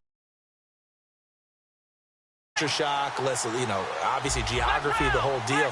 But it's a transition that still is not going to be easy. Remember, they're going to go play in a soccer stadium, essentially, for at least the first couple of years before they share a stadium with the Rams. So that changes things. Obviously, trying to create an identity in the market they haven't been in a long time. They began as the Los Angeles Chargers, but only played one season as such. To throw is Prescott. It's caught inside the 25. Touchdown, Cowboys. Dez Bryant, 55 yards. And the Cowboys have broken the tie. And correct me if I'm wrong, that was just a simple fly route, wasn't it? No, there's nothing to correct at all. You've got it down pat. And I just remember as a player, when I'd be in practice sessions and I'd hear 9 from the receivers, that meant fly route, go, look out. That was the 9, and he just kept going all the way into the end zone for the touchdown. This is taken about 7 yards deep. And the decision to come out is going to cost him 5 yards with a new rule as he's taken down right at the 20-yard line. The Bears offense now gets set to head back onto the field. And the ball backed way up, so thinking with this amount of time on the clock, probably just sit on it. And we'll see these 2 teams go to the lockers. Yeah, I don't think you want to overthink it in this situation. Either side of the ball. Just go ahead and finish up the half and get on out and talk about it. He's going to loft one deep left side here. That'll be incomplete as the clock will stop with 14 seconds remaining. One thing I know from experience is that when the deep ball is thrown and you're the defender, you've got to fight that little bit of panic that emerges. You've got to play the ball really well. It's a 50-50 jump ball play. And guess what? They took a shot. How are you going to win it? And in this case, they managed to get it done. It's caught. Michael Pruitt. And a nice gain of 21 yards. There are so many things to watch for when you play defense. And reading your keys, you always hear about that, and having your eyes in the right place. Sometimes your eyes can fool you. How about that play action there? And it sprang the big guy, didn't it? Able to dump it over the top to him. And that will be incomplete. 4 ticks left here on the clock.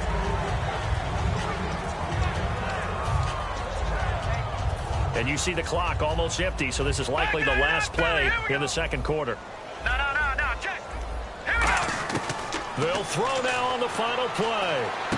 And the reception made by Alshon Jeffrey. And taking it across midfield and inside the 45.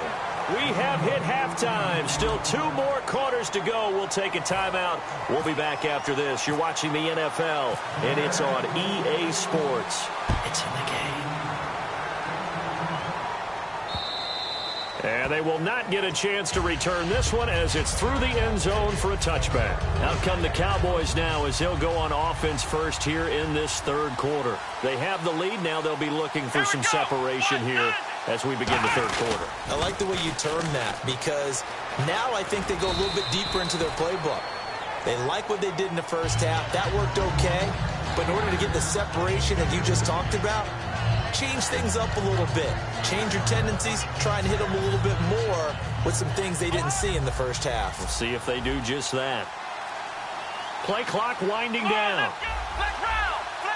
And now with the play clock winding down, Jason Garrett opts to take a timeout. It's just their first, so 2 remaining as they burn one here in this third quarter. Shift together here from the D-line. Prescott. And his throw's going to be incomplete. Bryce Butler, the intended receiver, and it's third down.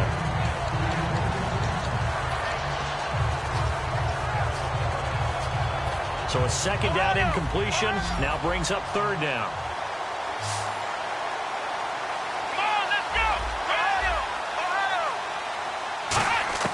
On third down, it's Prescott.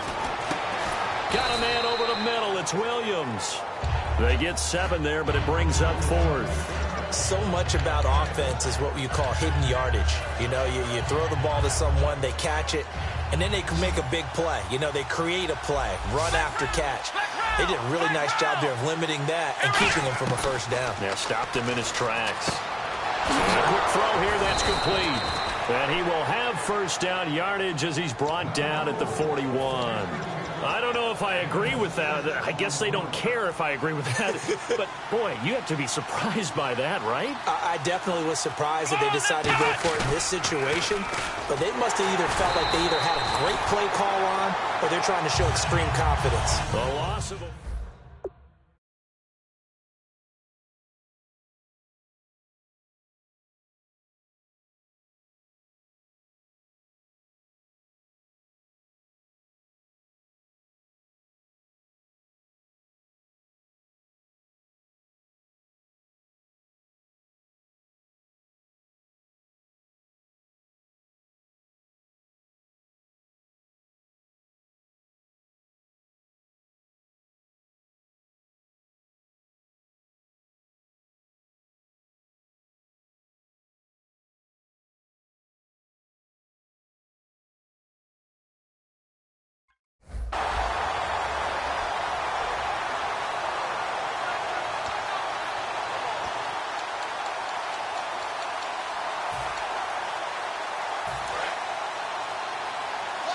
And some changes here as the D-line separates some. They'll need to get the play off quickly. Throwing. Prescott. It's caught on the right side. Williams. The reception good for 7. It's third down.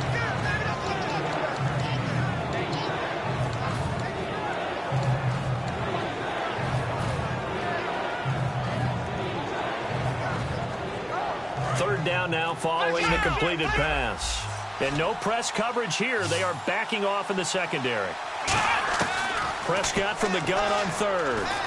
He completes it to Bryant. And he gets it down to the 48, enough for the first. Call it a gain of 7, and it gets him a new set of downs. I don't care how many times we say it. I still get a kick out of watching quarterbacks and receivers do the pass tree in pregame warm-up. But I always remember that when we go to practices, we see that after practices as well. They really tune it up, don't they? They tune it up. They know why they do it for these situations. First down. And they build that trust, and that's why they're able to find him in this type of a situation. Elliott running right. And a short gain down to about the 33. 3 yards on the pickup there, and it'll be second down. And third quarter here, you've got the lead. This is where that strong run game can really benefit you. Stayed in bounds there, kept the clock going.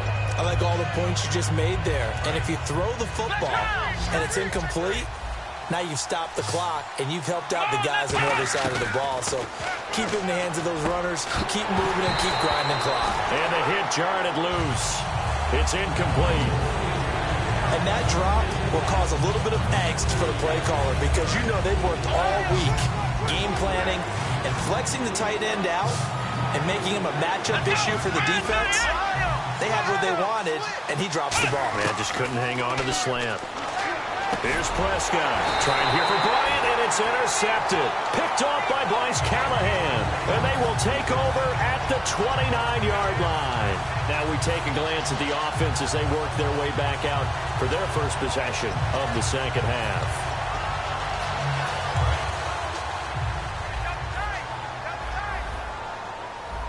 They'll come out in the pistol. Now a play fake here on first down. He's going to let this one go deep. And that one falls incomplete. Looked like he might have had position there, but he couldn't hold on at second down. On every offensive coordinator, every play caller sheet, they have about 5 or 6 plays per game that they call shot plays or big plays, and you don't get many opportunities to dial them up, and they just did, and they dropped it with a great chance to make a big play. That's going to hurt. And he'll be out of bounds up past the 45. Looked like the defense put pretty good pressure on him, but he's able to flush out to his right to try and evade people. On the run, had to get on his horse. Still accurately throws a nice pass for a first down. Let's go. 3-19. 3-19. Back now at Soldier Field. It's Bears football, but they trail on the scoreboard as we get set to bring you the fourth quarter.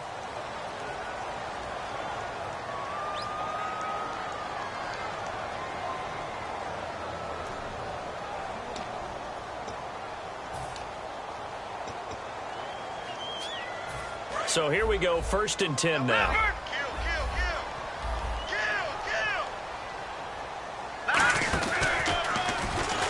They find some open field here. And he's got it across midfield and down to about the 47-yard line.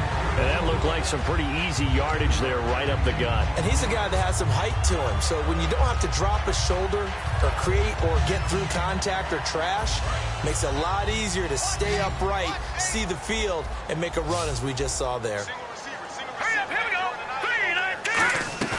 3-19. Now this time he'll look to throw.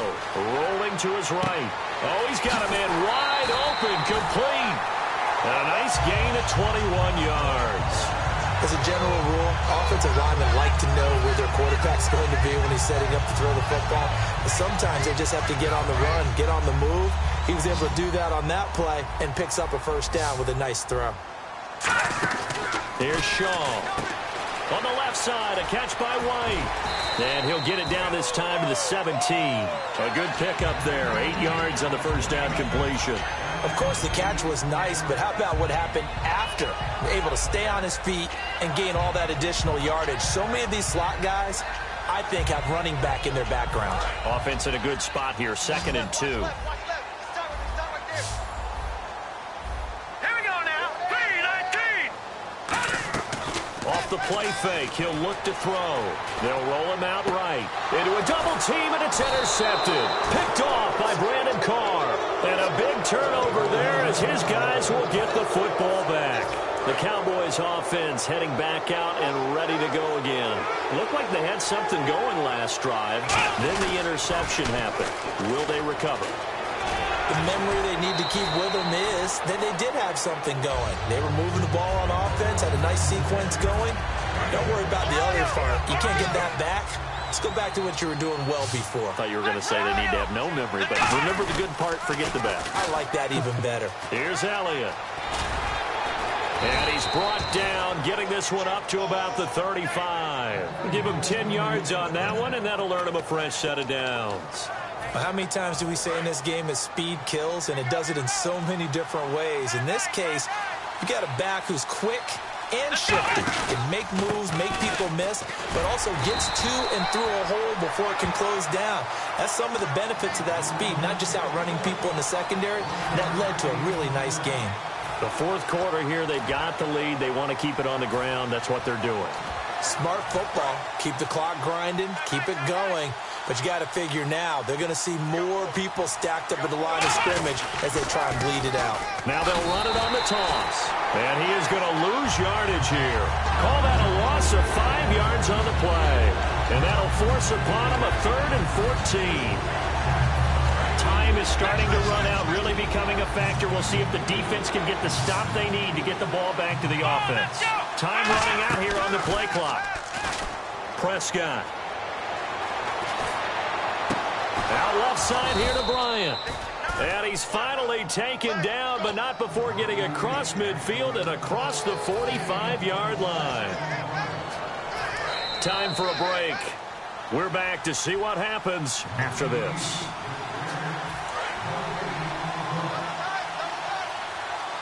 Possible run anticipation. Here's the D-line sandwiches together.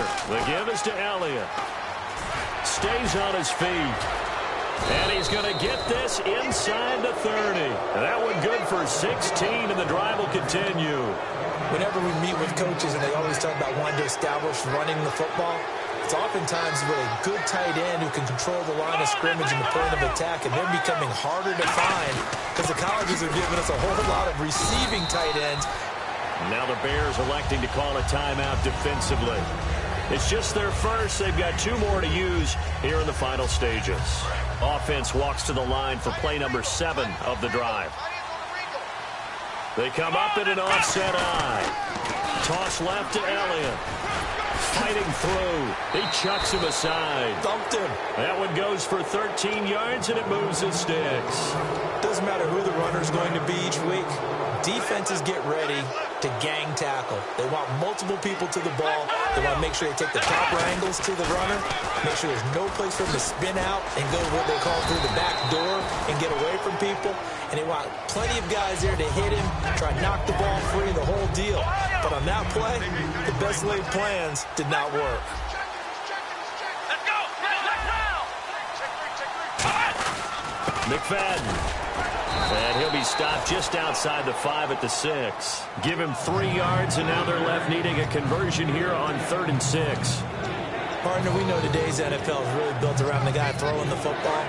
But these short runs, they still pay dividends because they can take their toll on a defense, and they can add up as the game goes along. You control the clock, you control the ball.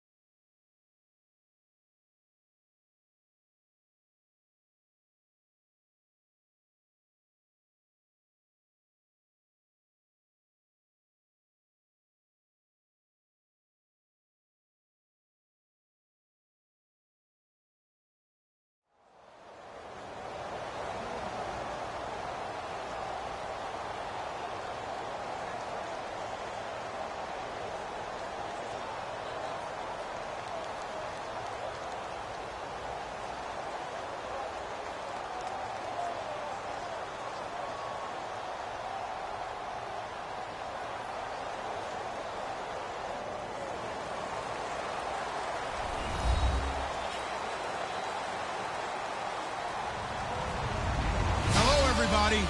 I'm Larry Ridley, and this is Madden 17 on. Today, there's going to be a pair of wide receivers looking to make big plays on the field. It's Bryant's Cowboys going up against Beckham's Giants. With that, let's get up to MetLife Stadium as we welcome in our guys, Brandon Guyton and Charles Davis. Thank you very much, Larry. We are here on a beautiful afternoon for football. Today, rivals square off in the NFC East, and we've got a great matchup between the Dallas Cowboys and the New York Giants.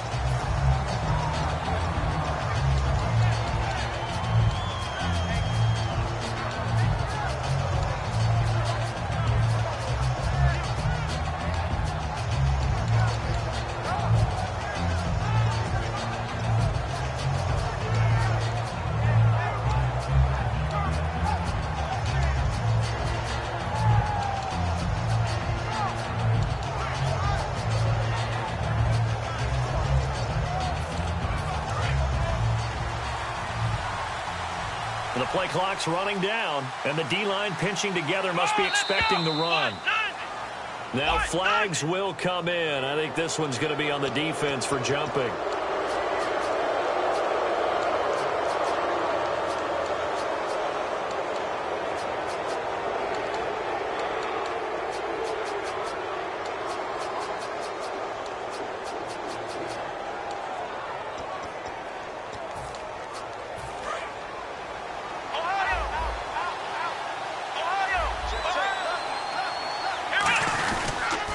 Now they'll run it on the toss. And this defense feeling the encouragement. They stop him at the line of scrimmage on the first play of the afternoon. The tackle by Janoris Jenkins. Okay, starting lineup time offensively, Charles, for the Dallas Cowboys. And how about them at number 4 in the 2016 draft? Big needs on the defensive line. And they go with the running back. They go star power. They went star power, but Ezekiel Elliott, in a lot of ways, was exactly the right decision. When they had winning success in 2014, they did it running the football. Elliott can do that for them again. Partner, I know you call the play-by-play, but you know your ball. If I throw these numbers at you, all right, 6 yards shy of 2,000 of total yards from scrimmage for a rookie running back. What do you think? Sounds like me in high school. Sounds like you doing it, right? It's really fascinating in what he was able to do. The thing for me, though, he did that as a rookie. Where do you go from here? I mean, can you keep going up from those numbers your sophomore campaign? I think that you can. He's had examples of that preceding him in the NFL. Some guys who are in the Hall of Fame right now. Remember, he had 16 total touchdowns because it's not just his ability to run it. He can catch it out of the backfield as well. No one plays harder than this guy does, down in and down out. I think he's just going to keep getting better. Quarterbacks love slant routes because the receivers are breaking right into their line of vision, and receivers love them as well because they're getting the ball on the move and able to catch it and try and get upfield and gain additional yardage. And the lane closes up quickly as he'll get about 3 down to the 38. In today's NFL, you hear all the time about stretching the field and creating space in order to run plays. A toss play will help accomplish that because now you're pushing a defense to chase you all the way to the edges and to the sideline. That's a nice run, probing now early to try and get things done later. They go to Elliott again. And he works it to the 30-yard line here, right at the 30. 8 yards on the pickup there, and it moves the sticks. That's a good, nice, crisp run for a first down. I wonder if the defense might have been loosened up a little bit, maybe anticipating a pass instead of the run that they got. And here comes play number 6 on this drive. Play clock winding down. Now it's Morris. Muscles him off. Still on his feet. Sheds a second man. He's building up some momentum, isn't he? It's a gain of 17 that time. And that leads to a Dallas first down.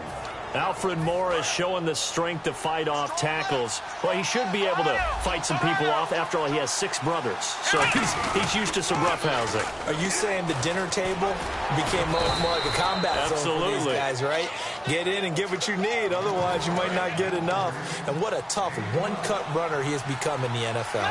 And this has been an excellent drive to start the game off. Move the ball downfield well. Now they're set up at 1st and goal after that last really nice run.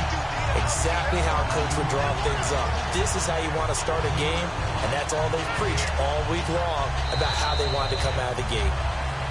Sitting alongside Charles Davis, I'm Brandon Gaudin, as it is Cowboy football to begin quarter number 2. And they'll come up looking to keep this drive moving. And now the Giants will stop play as they take a timeout defensively.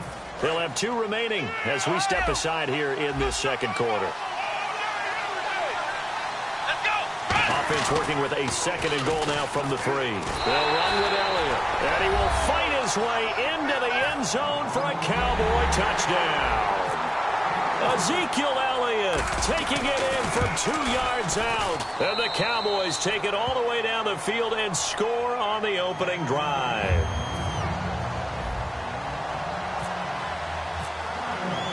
Bailey now to kick it away after the touchdown. This is fielded a couple yards deep. And he'll get it up past the 20 to the 22-yard line.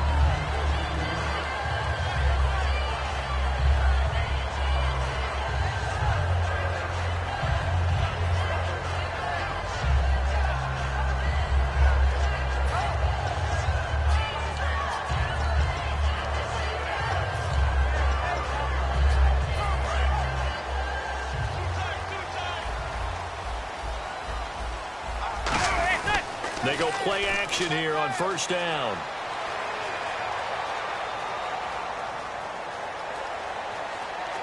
And his first pass here is going to fall incomplete. That incompletion, Charles, gives me a chance to put you on the clock real quick. NFC teams last year that did not make the playoffs that might make a push this coming year. Well, 3 that come to mind right away that we thought were going to be in 2016. Minnesota, remember the start they got off to before that didn't work out so well for them. Arizona, we thought they were locked to be in the playoffs. In fact, many of us called them Super Bowl contenders.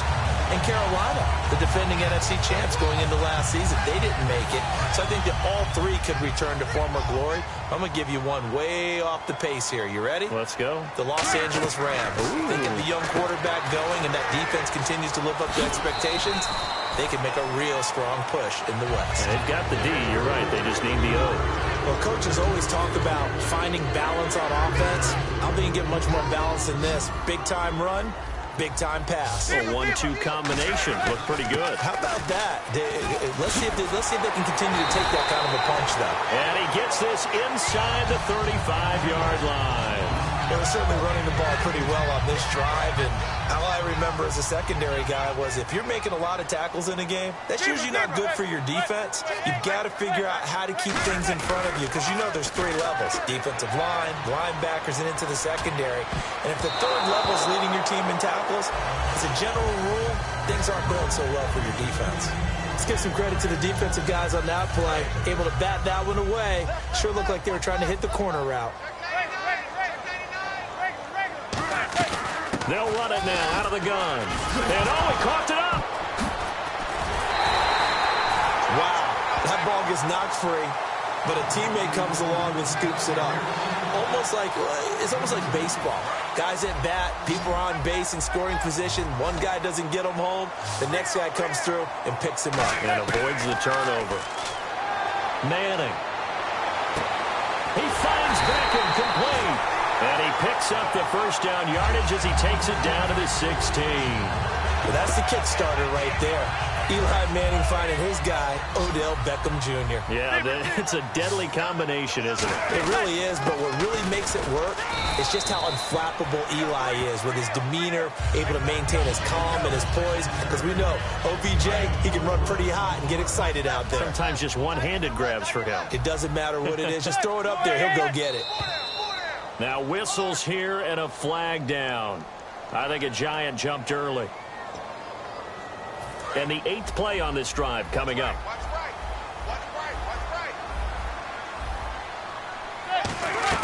Manning to throw on second down. And not only did he drop it, he dropped it in the end zone.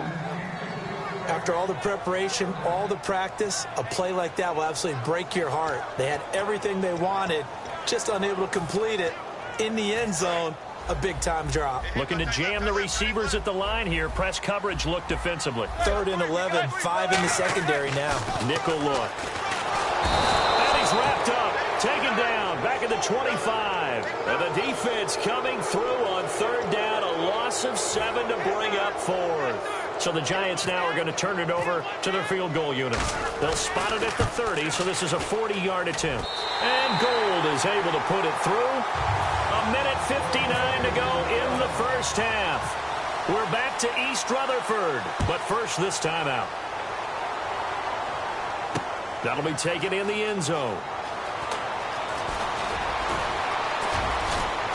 And he's all the way up across the 40 and down at the 42-yard line. Great return. And now Dallas gets set to take the field. And it's a unit last drive that did it all on the ground, Charles. And they controlled it from the interior. Big on big, right? Offensive lineman versus defensive lineman. But you know, in order to keep the football moving downfield, other people have to get involved as well. Your wide receivers, your tight ends, lead runners, anything that you have possible to get in front and keep the ball moving. And now the defense may be looking out for a pass coming up. That's going to go as a loss of 4, and it'll be 2nd down. The evaluation process in today's NFL does not take into account as much bulk as it does speed, and that's what we're seeing with the linebacker position. Those guys that can run, they can play at any spot because they can make plays on the opposite side of the line of scrimmage. He was looking for Terrence Williams that time, and now it's 3rd down. Oh, man, that was close. The opportunity to change momentum, big play, right in his hands, unable to come down with it. A sigh of relief, no doubt, on offense that fell harmlessly to the ground. 3rd and long for Prescott. Finding time. He's going to fire one deep, middle of the field. Dez Bryant, the intended receiver. And it's 4th down. Help me out, partner. Was that incomplete? That was on a deep ball to Dez. And that's a surprise. The way he attacks the football in the air, it's always surprising to me when he doesn't complete a pass like that. And now a low liner. I think he mishit it. Only 29 yards on the punt there. Definitely not his best. And it'll be Giant football, 1st and 10. And New York set to take the field. And a methodical drive last time, but they couldn't get that knockout blow. They had to settle for 3. But you got to like what they've been doing along the way, right? It's almost like the body blows, the setup punch. As you said, they didn't get the knockout blow here, but that doesn't mean it can't come later in the game on another possession. And the defense on the other side, maybe a little gas, yeah, right? A little tired. And if nothing else, they just feel relieved getting upfield, only giving up 3. They don't exactly feel like they've handled the offense. 2nd down now after the incompletion. They'll send Beckham alone to the left side. Now Darquan. And able to get this one across the 45 before he's brought down. Give him 11 yards that time and a new set of downs. And they're going to hurry back to the line now. They'll run again now with Darquan. Looking to find a lane, but he can't. Reined in at the line of scrimmage. Just a yard on the pickup there, and it'll bring up a 2nd and 9. A 1-yard gain can look like a disaster, but it all depends on how the game is going. Is it a series of 1-yard gains running the ball? If that's the case, you might have to start thinking about throwing it a little bit more. But if it's just the occasional 1-yard run, hey, congratulations to the defense. They won that one. Come back and get them the next time. And he knocks the ball away, and it falls incomplete. He was looking for Odell Beckham that time. And that'll make it 3rd down. There's no shyness there pushing the ball downfield, but I like the coverage on the play. In good position. And when you have a 50-50 ball, who's going to come down with it? I like the way that he made the play, came across, and knocked it away. Oh, the ball comes out on the hit, but they'll say it's incomplete. 3rd down is a down. Both sides know they absolutely have to win. And the name of the game for the defense is pressure on the quarterback. But pressure on the quarterback with contact, that's how you end up winning it. And a tough ask here. They're going to go for it on 4th down and 9.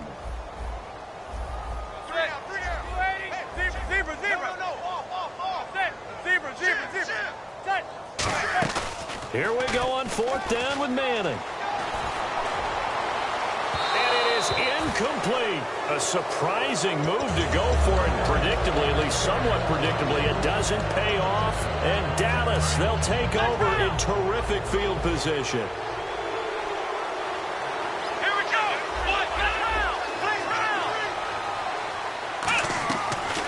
1st and 10. Prescott. He's got time in the pocket. He's going to fire one. Trying here for Bryant, and it's intercepted. A great read, and it's picked off. And his guys have got it back at the closing stages of the first half. The Giants offense now gets ready to head back onto the field. And the ball backed way up. So thinking with this amount of time on the clock, probably just sit on it, and we'll see these two teams go to the lockers. Yeah, I don't think you want to overthink it in this situation. Either side of the ball. Just go ahead and finish up the half and get on out and talk about it. Into double coverage, and it's intercepted. Picked off Byron Jones. And his guys have got it back at the closing stages of the first half. And now Dallas gets set to take the field. And from this spot in the field with the clock where it's at, you think we're just going to see a knee and that's it? And I think in this situation... And that's caught inside the 30. And he'll be taken down, but not before getting this inside the 30. Now hold everything here. We're going to get a timeout by the offense. So as they take it over, we step aside.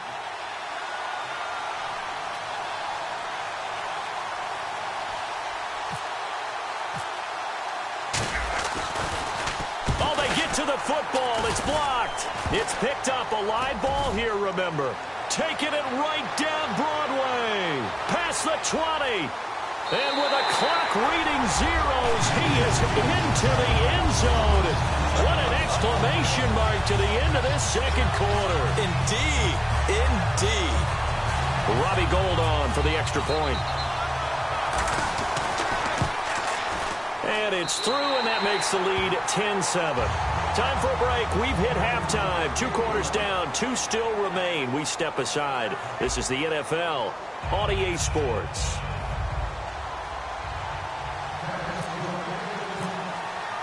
Both teams appear ready for the fight ahead, and we resume action here in quarter number 3. Fielded about a yard deep. And New York set to take the field.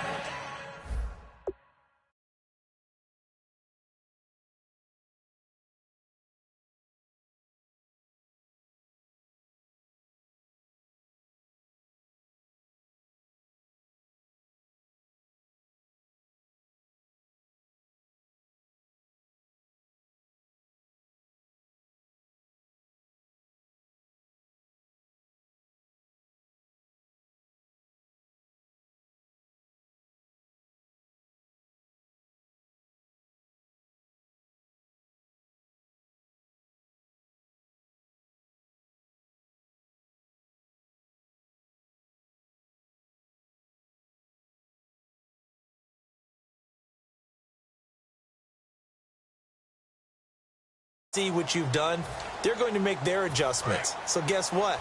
You adjust yourself and try and stay ahead of the pace because you are looking for some separation in this ball game. The adjustment to the adjustment. Without a doubt.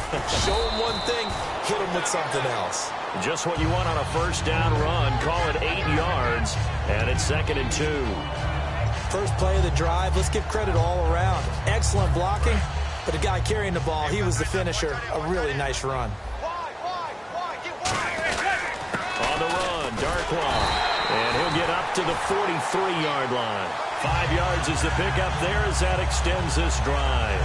Not too many more ideal situations at 2nd and 2 in order to try and pick up a first down. They ran it and picked it up. So it'll be first down here after the run. They'll send Beckham alone to the left side. On 1st and 10, here's Manning. Caught left side, it's Beckham. And he's brought down. They call it a gain of 19, and it moves the chains.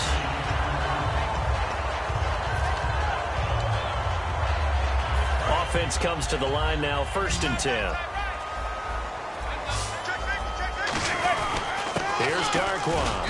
And nothing doing. He's immediately taken down at the line of scrimmage. Officially no gain on the play, and it's 2nd down. He's fumbled already once, Charles. I'm not going to say that that was in his mind there, but I'm sure that during some of these plays he is mindful of it. And once you fumble the ball, you know what your team tells you and your coaching staff? Take care of it. Rest of the game. And it does get in your mind. And he will take it on in for a giant touchdown. Orleans Darkwan, 37 yards. And the Giants add on to their lead. There are several elements to a well-executed screen pass. This one resulted in a touchdown. It had all of those elements. Yeah, you're so right, because you really need the rush to almost get to the quarterback, almost get to the passer. Then you've got to get the ball thrown perfectly, whether it's to the running back, the wide receiver, whoever the screen guy is. And, of course, the blocking has to form in front to get him downfield for the touchdown. That's fielded in the end zone. They'll bring it back to just about the 25. Call it the 24-yard line. A look at the offense now here, coming back out on the road for their first possession of the second half. They're down in this game. A chance for the offense, though, to put something on the board, get some momentum here in half two. Try and get things kick-started for them. And you know at the half, they discussed how they were going to get that done. This is where scripting comes into play a lot of the time. How many plays do you script coming out of the second? Most of the time in the first half, you're scripting 12 to 16. I think in the second half, you're really scripting more like 8 to 10. Kind of a starter or an opener, whatever terminology they use. Just something to get you off to a quick start. Elliott shreds the tackle, and he'll get this one up to the 26. Give him a couple on the carry there, 2nd and 8. In order to play really good run defense when you're playing a 3-4, those three guys up front, the nose tackle and the guys they call the defensive ends, they're usually big people, because they're going to have to eat up a lot of blockers, because usually 5-on-3. And when they do their job well, guys who play on the inside, those inside linebackers, they're able to just roam and hit. And Bryant's got it over the middle. And they'll get it up just short of the 45 at the 44. So an excellent throw and an excellent catch there. Zone coverage, which means you just have to find the open areas in between defenders. That's exactly what happened on that play. And he hits Jason Witten, the tight end. And he's brought down. It's a pickup of 19. And it'll be a Dallas first down. And there they went crossing route against the zone defense. What do you think of that? Takes real coordination between the passer and the receiver, because you've got to read those zones and where the open spots are and be on the same page with the guy throwing the football. Because sometimes you're throwing it in front of the zone. Sometimes you're throwing it between the zones. Sometimes the receiver's going to just kind of find a spot and what we call sit down and present himself to the quarterback and throw it there. It's a tough read, but when they're in sync, it's really effective.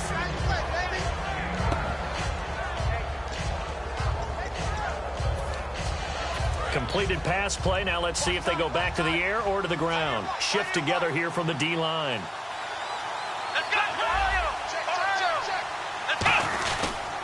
On 2nd down, McFadden. And they'll be inside the 25 now at the 24. 3 yards there, good enough to keep the drive moving. 2nd and 1 is often an invitation to take the big shot downfield. I'll bet the offensive lineman said, "Are you kidding? We just get on our backs and we'll still get the first down." They love being physical. Now Prescott surveying the field. All kinds of time. Trying to improvise. And he'll get him inside the 15 down to the 14-yard line. That one good for 10 yards. And it'll be 2nd and very short. Welcome back now here in East Rutherford. It's the Cowboys in possession of the football, but they trail here as we begin the 4th quarter of play. And here comes play number 6 on this drive. Now a run with McFadden.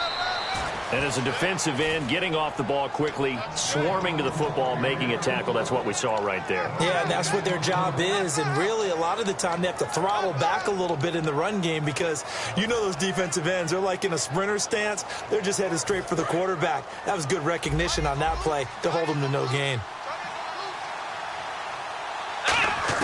Prescott looks to throw on first. And it pops free. The collision there jarred the ball loose and brings up 2nd down. Just looking at it from a defensive perspective, when you break the huddle in the red zone, tight end is one of the guys you've got to key on, because quarterbacks want the ball in their hands fast in this position, and they want to get it to someone. And in this case, he had the play. They just didn't complete it. Here's Prescott. That is caught at the 7-yard line. The reception good for 7. It's 3rd down. In today's football, where receivers break tackles, make people miss, get upfield for the extra yardage, when you see a play like that where it's caught and he's dropped on the spot, that's a big-time play by the defense. And he can't come up with a pick. Nearly his second of the game. Instead, fourth down.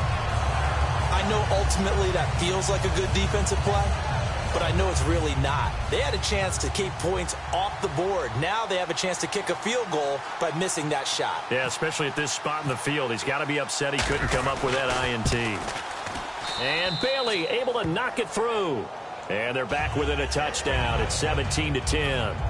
All right, so you needed 2 scores to get back in the game. The field goal then maybe not exactly what they wanted, but it's a necessary first step. Still plenty of time remaining, but you could really use a stop defensively after the kickoff, preferably a 3-and-out. This fielded a few yards into the end zone.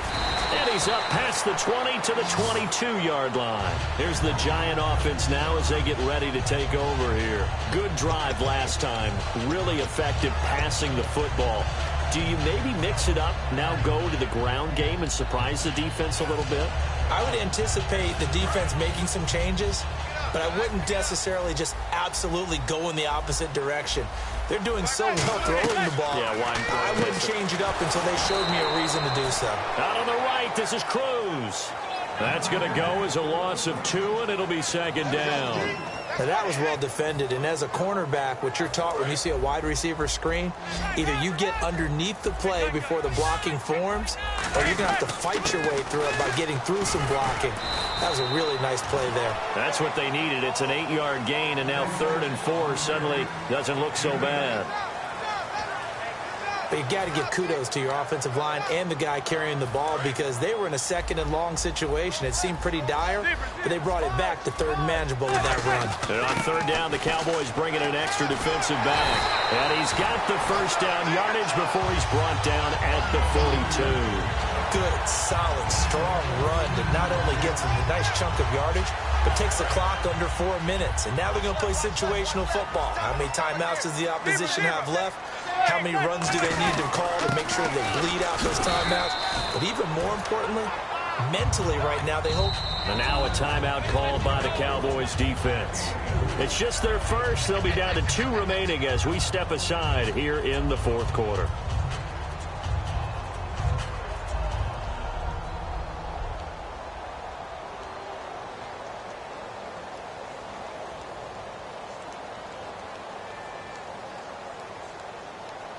So they're leading. They have possession of the football, and certainly this is where they just want to milk the clock. Now they'll throw it with Manning. They'll try and set up the screen. It's complete. And he'll be brought down just shy of midfield at the 49-yard line. A good job defensively to hold that to 4 yards, and now it's 3rd down. So many things have to come together just right for a screen pass to break for big yardage. The blocking, the timing of the pass to the runner, everything has to fit together just right. But on that play, the defense was able to disrupt things and hold it to a short gain. Time for a break. We'll come back for the electrifying conclusion after this. And they're just a couple of yards shy of a first down here on 3rd down.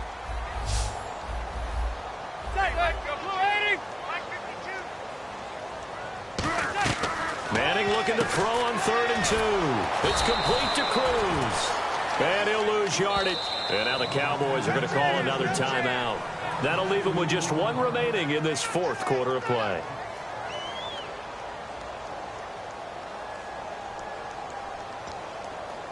Here's Brad Wing now as he's on a punt for the first time this afternoon.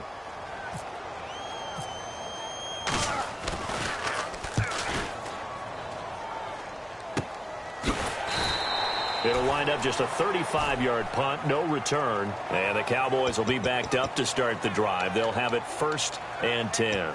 And out now come the Cowboys. And they had 3 points last time, but they didn't want 3 points because they were well within range of scoring a touchdown. We'll see if they can do better now. I'm with you on that one. Let's just go ahead and be frank about the whole thing. The only one happy about the 3-point. The kicker. Exactly. He put it through the post. That's going to help him at contract time. But that offense, they're thinking, let's get in the end zone this time. I don't know if that helped him at contract time. You could have kicked that one through. I don't know about that. Toe bash. I don't know about that. Super toe. Looked like they had an opportunity for a big play across the middle, but he didn't have the concentration or the focus necessary and dropped it before he could haul it in. Offense still needing 10 yards. 2nd down.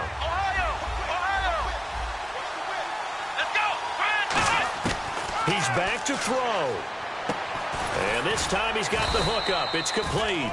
The reception good for 7. It's 3rd down. And now it looks like they're going to be in the hurry up. They'll look to throw.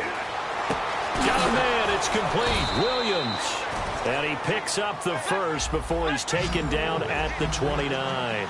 And they're on 3rd and short. They just tried to spread the field. It worked. And I think that the spreading of the field, the extra receivers, has really become the next in the evolutionary chain in the NFL. Go all the way back. In that situation, you're handed to the fullback, right? As we evolve, maybe you pitched it to your tailback. Now you spread the field, and you have your choices of where to throw it and complete it for a first down. And incomplete, a drop there in the middle third of the field. That'll bring up 2nd down. On any passes in the middle of the field, anyone who's going after the football is going to be conscious that it's probably going to be contested and often physically. Sometimes that leads to drops. 2nd down following the incompletion.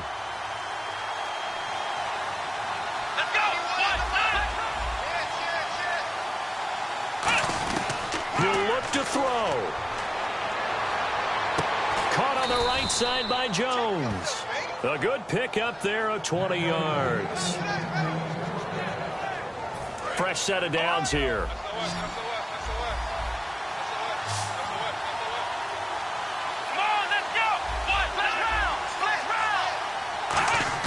Back to throw. Looking left side, and it's complete. And taking it to the 15-yard line before he's brought down. He had time, was able to survey the field and find a soft spot in that zone coverage. And that's where it gets difficult for a defender, Brandon. You go to your spots on the field that you have to cover, and when the offense finds an area that you're not in, that's where they throw the football. And this is incomplete. So no miracles here on the final play, and this ball game is over. Well, Charles, exciting to the very end. That's what we just saw in this game. Final play there, had it in the red zone, but anytime you're outside of the 10, that's tough trying to draw up a final play to get in, and they couldn't do it. It certainly is. So what they were looking for was, extra time. Too bad it's not FIFA soccer, right, where you get a little bit of extra and you get a chance to run a couple more plays and maybe get closer and take that last shot into the end zone.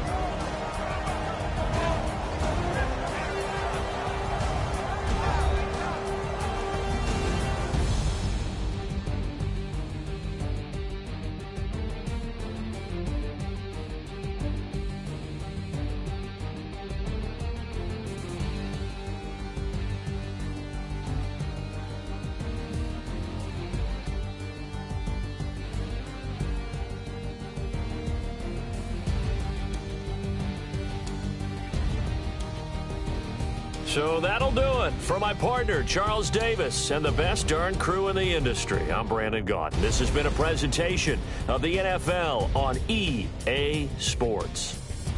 The Giants are winners as we...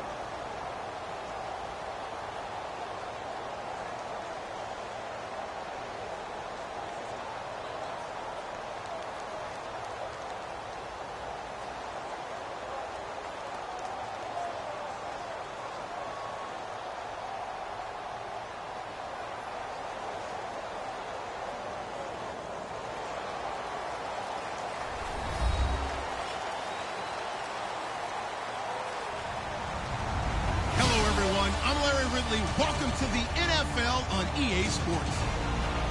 Two teams will need their quarterbacks to step up and lead their offenses on the gridiron today. It's the Seahawks going up against the Cowboys. With that, let's go out to AT&T Stadium in Arlington. Here are Brandon Guyton and Charles Davis.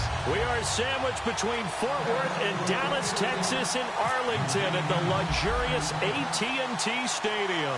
Today, we've got a good NFC matchup on tap between the Seattle Seahawks. And look at this. Right away, a loose football. It's picked up by the Cowboys. And this is going to be brought back for a fumble return touchdown by the Cowboys. So problems here on special teams, and it results in the scoop and the score. They talk all the time on special teams about keeping your head on a swivel, trying to see the whole field. Hard to do when things are going that fast, bodies all over the place. You're just trying to find the right guy to align yourself with. On that play, wow.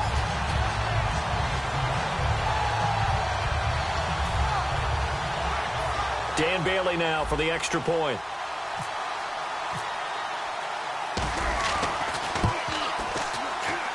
And this is up and good to make it 7-0 Cowboys.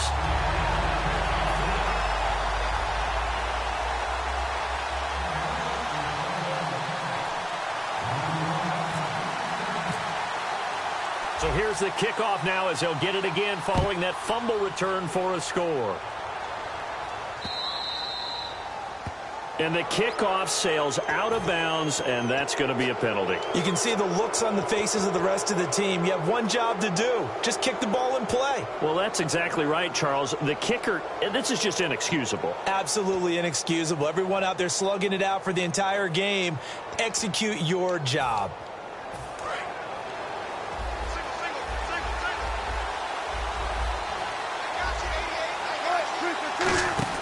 On 1st and 10, it's Wilson. And right away, he lost the football. And fortunately, he's able to get this one back, so it is a first down. All I can say about this play is that someone's living right. I mean, he's trying to gain yardage, trying to get upfield. Ball comes free. What's that panic that we've talked about oftentimes that you feel when you lose the ball? You can sense it. Oh, you can sense it. And somehow he got to it and was able to recover it for his squad. So the offense has it 1st and 10.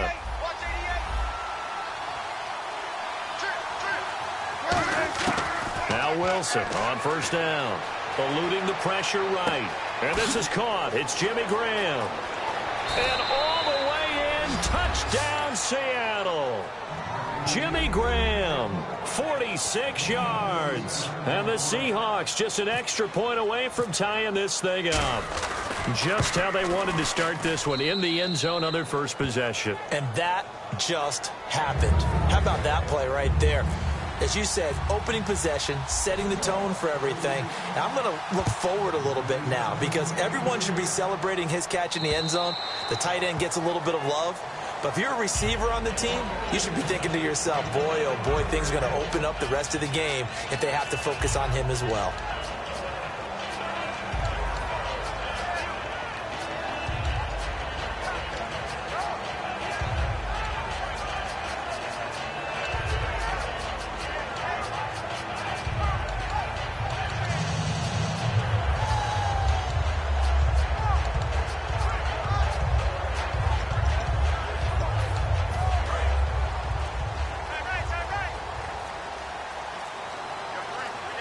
They come out here in the eye. Possible run anticipation here as the D-line sandwiches together. And he will lose yardage and be backed up to the 24. That's going to go as a loss of a yard, and it'll be 2nd down. Whenever I go to a team's practice facility and watch them work, I love to watch the defensive guys in what they call pursuit drills. The ball goes either towards them or away from them. How fast will they respond? On this play, the defensive end responded better than anyone and made a really nice play. So now 11 yards to go for this offensive unit. It's 2nd down. Again, it's Elliott. And he's got some space here. And he's able to take this one up to the 35-yard line. It'll be a gain of 11.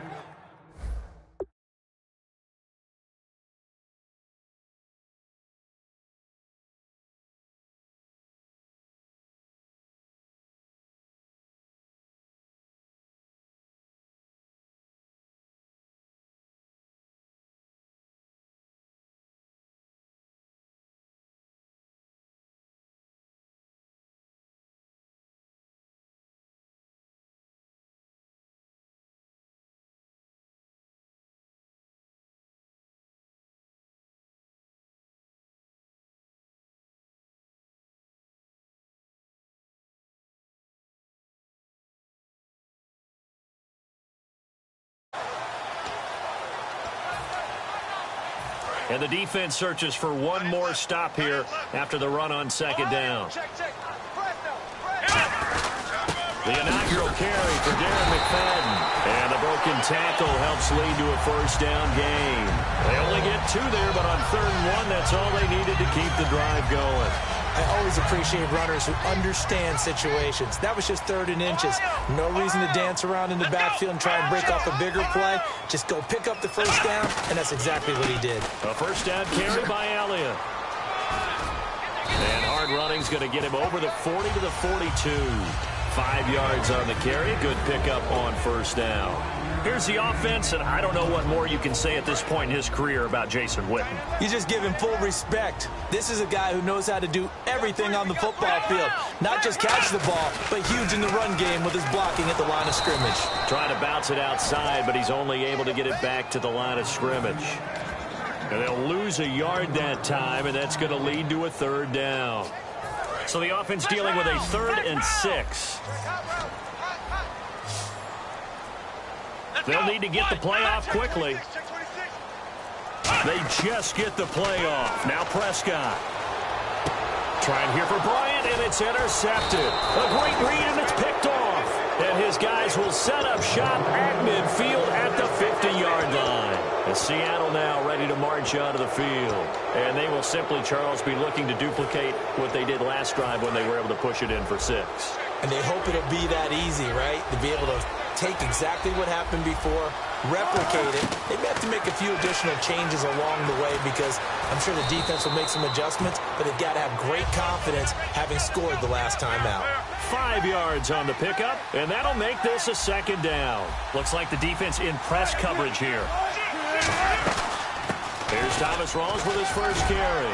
And he'll be brought down, it looks like right at the 40. Earlier, partner, when discussing Russell Wilson, you said you think he's best when Seattle is running back centric. Is Thomas Rawls the centerpiece going forward there? I think so because of what he did 2 seasons ago before he got hurt. Because he runs that offense the way they want it run. One cut, downhill, get upfield, and Thomas Rawls is perfect for that. If he stays healthy, that allows Russell Wilson now to throw the play action, to bootleg passes that really hurt other teams defensively. And Rawls has youth on his side, just 23. On 2nd down, Rawls.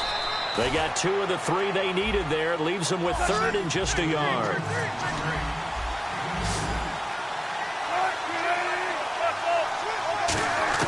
On 3rd and 1, Wilson. Flushed out right.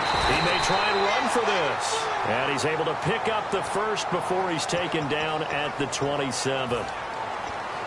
First down and 10 now for the offensive group.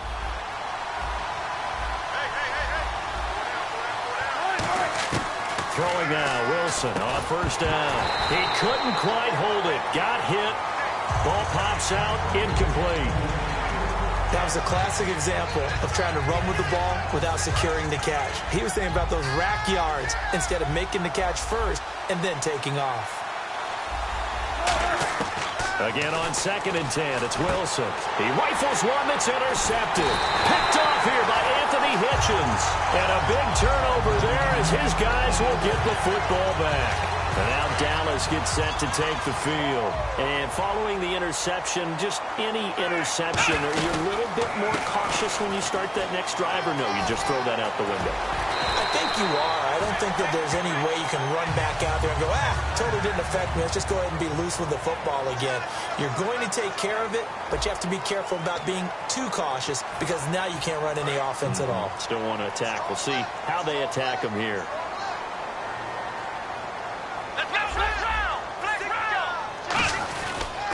They keep on the ground with Elliott. And he is going to lose yardage here. It's a loss of 2 there, bringing up 2nd down. For those who watch the game and want to question the courage of the guys who play on the corner, how about when you see a toss sweep coming your way, yet you still go into the backfield, get past the blockers, and make the tackle? That's big league. He finds his target, Terrence Williams. And now what they want to see here, he's still down on the field. Obviously such an important part of their passing game, and the training staff, they're going to have to attend to it.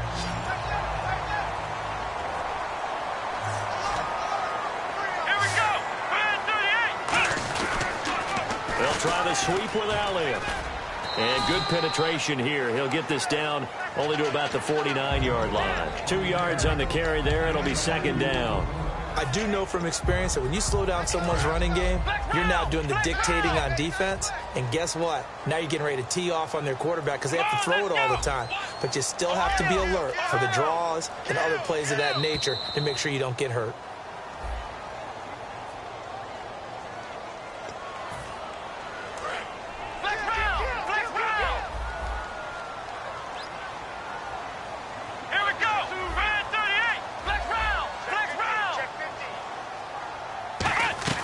Second down, Prescott. A hit as he throws there, incomplete. It's a tried and true formula, and I don't think it'll change for as long as we play football. If someone's trying to throw the ball and you can put pressure on them and make it tough, that's only going to help your defense. Yeah, he's since being hurried. He got rid of it before taking the hit, but incomplete. They'll put 2 receivers left, 2 to the right. Here's Prescott. He's got time. He's going to fire one. Trying here for Bryant, and it's intercepted. The former Longhorn back home, Earl Thomas. And his guys are going to get the football at the 23-yard line. The Seattle now ready to march out of the field. And following the interception, we'll see what they can put together on this drive. I can hear my old college coach right now. He always used to tell us before every game, the team making the fewest mistakes will win. What they're hoping is that last mistake is their only one of the game. Coaches, that's all they talk about, turnovers, right? Minimizing those and maximizing opportunities. 13 yards there on the pickup, and that'll be good for a Seattle first down.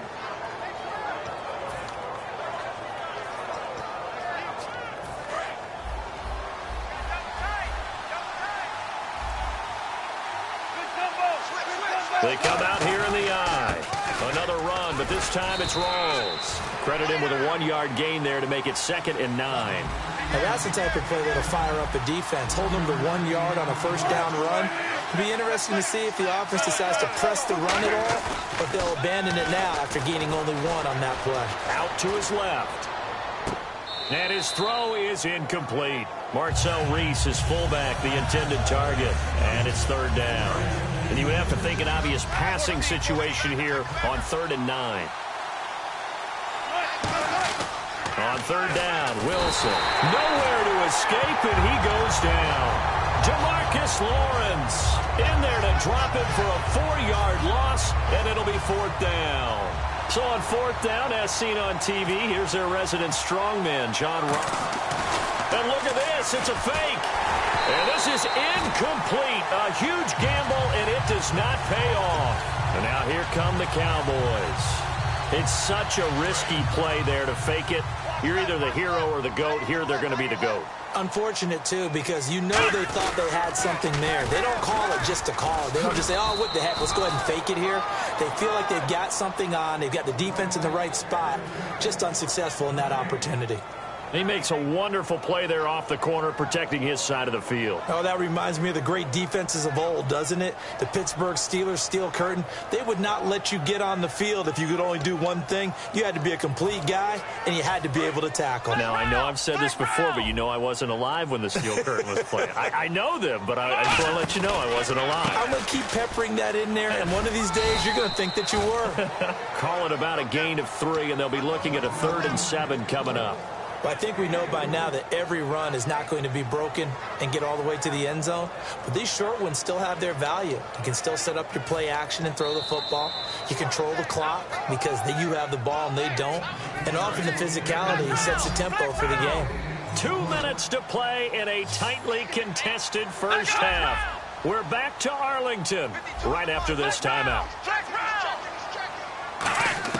On 3rd down, it's Prescott. Firing quickly here, and that's complete. A gain of 8 and a first down. So he makes the grab, and the chains move forward. Nice job by the offensive line, giving them time to complete that first down pass. Now Elliott. And he's going to be met at the line of scrimmage and taken down.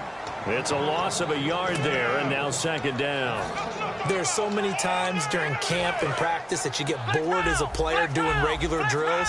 But how about that shed and skate drill right there by the linebacker?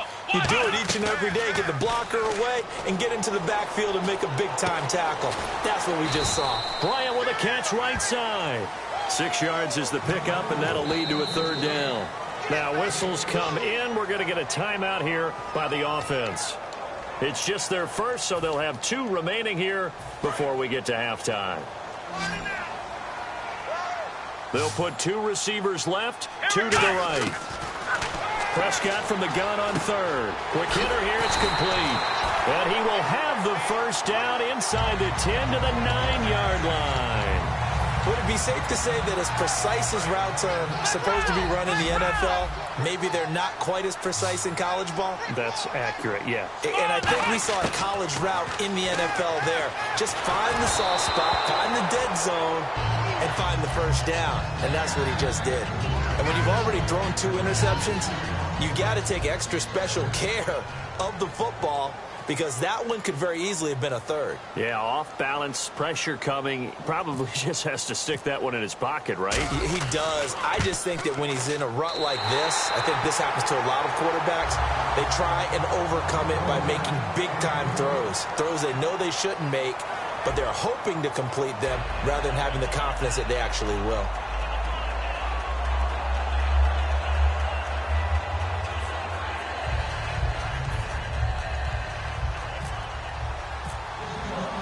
So both teams have their marching orders, and we'll get going again here in quarter number 3. This fielded at the 2.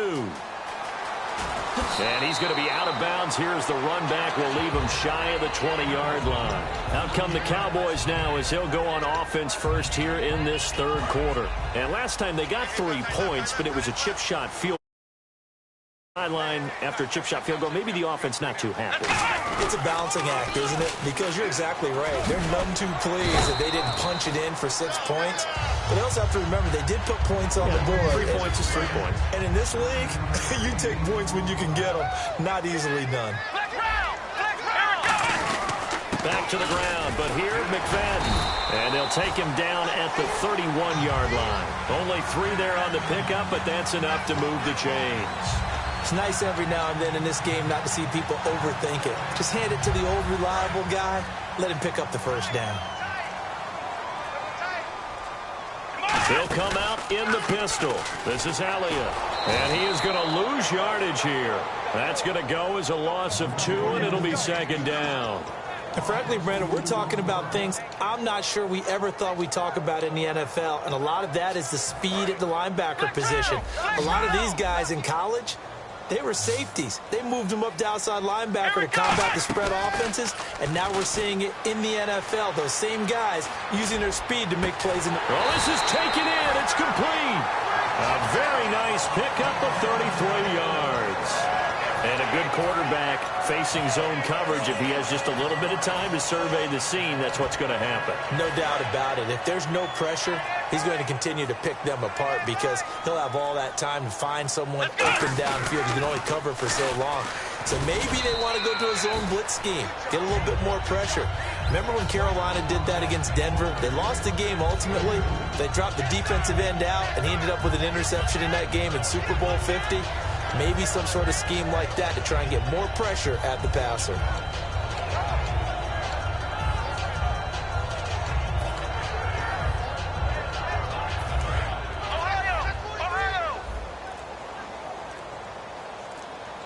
Again, we'll see the pistol here. They stay on the ground, but this time it's Elliott. Oh, he's got some breathing room. And he is into the end zone for a Cowboy touchdown. Ezekiel Elliott, 36 yards. And the Cowboys will add on to their lead. Well, partner, that was another explosive run. And one thing I've learned in our time in this game, yes, the offensive line has to get a lot of credit. But for big runs to occur, the wide receivers have to block well downfield. And then you have to have a good guy carrying the ball too, right? Oh, without a doubt. You need that difference maker lugging the rock.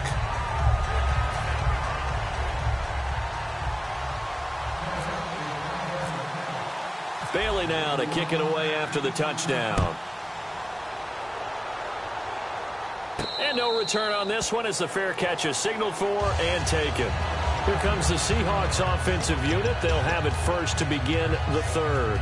And last time out, went for it on fourth down, turned it over, gave them great field position, turned it to 6 points, so they've got to recover here, Charles. It's amazing what one decision can do in the chain of events, right? The decision to go for it on fourth down. Caused all of that. It caused every bit of it, but it showed confidence. Hey, I've got confidence in you guys. Go pick it up for them. Didn't happen. Also showed confidence in the defense. They didn't pick up their end of the bargain, so now they've got to come back out and start over and rebuild that confidence. 11 yards on the pickup, and it's good enough for a Seattle first. And quickly, they get to the line. There's Wilson to throw. The grab made by Curse over the middle. 5 yards on the catch there, brings up second down. When you see zone defense and you know you've got a drag route on as your primary call, you've got to be really careful as a passer about how far you let your guy go because he might wander into some tough coverage. Escaping the pressure right. It's caught outright by Graham. 17 yards on the pickup there, and the drive will continue. Sometimes it's designed, and sometimes you just have to know when to leave the pocket and move and make something happen. Now, on that play, he was able to get on the run and was still accurate throwing the football. A gain of 3, second down. They're going to hurry back to the line now. On second down, Wilson. And oh, look at that, a diving catch. They give him 14 yards that time and a fresh set of downs.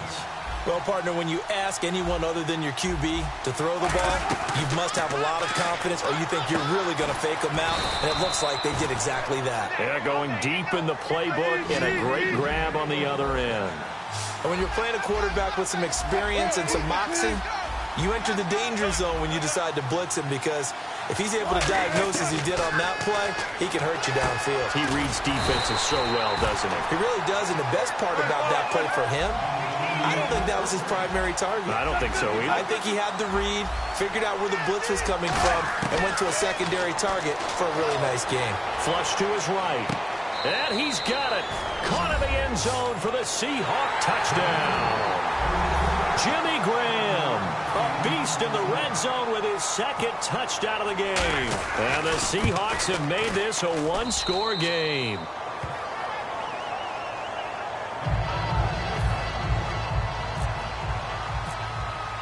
Hauschka now to send this one away following the score.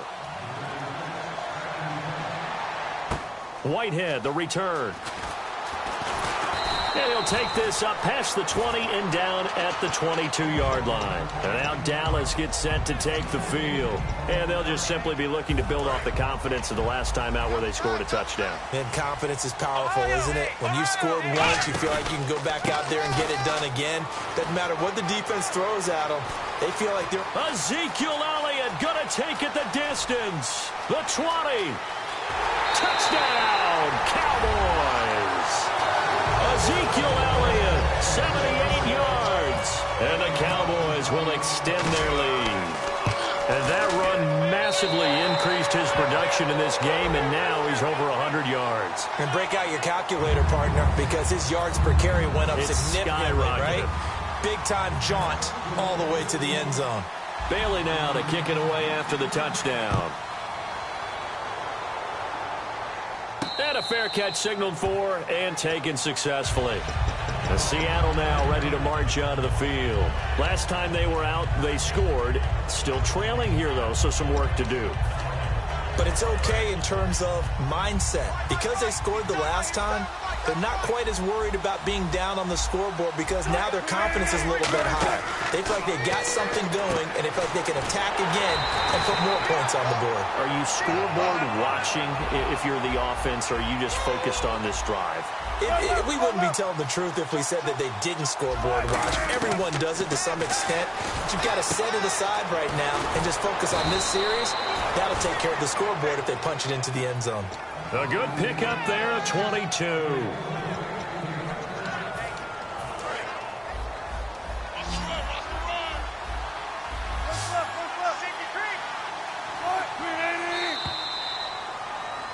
Back now in Arlington.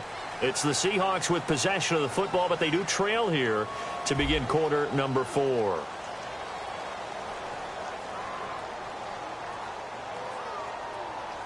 And the offense lining up 1st and 10.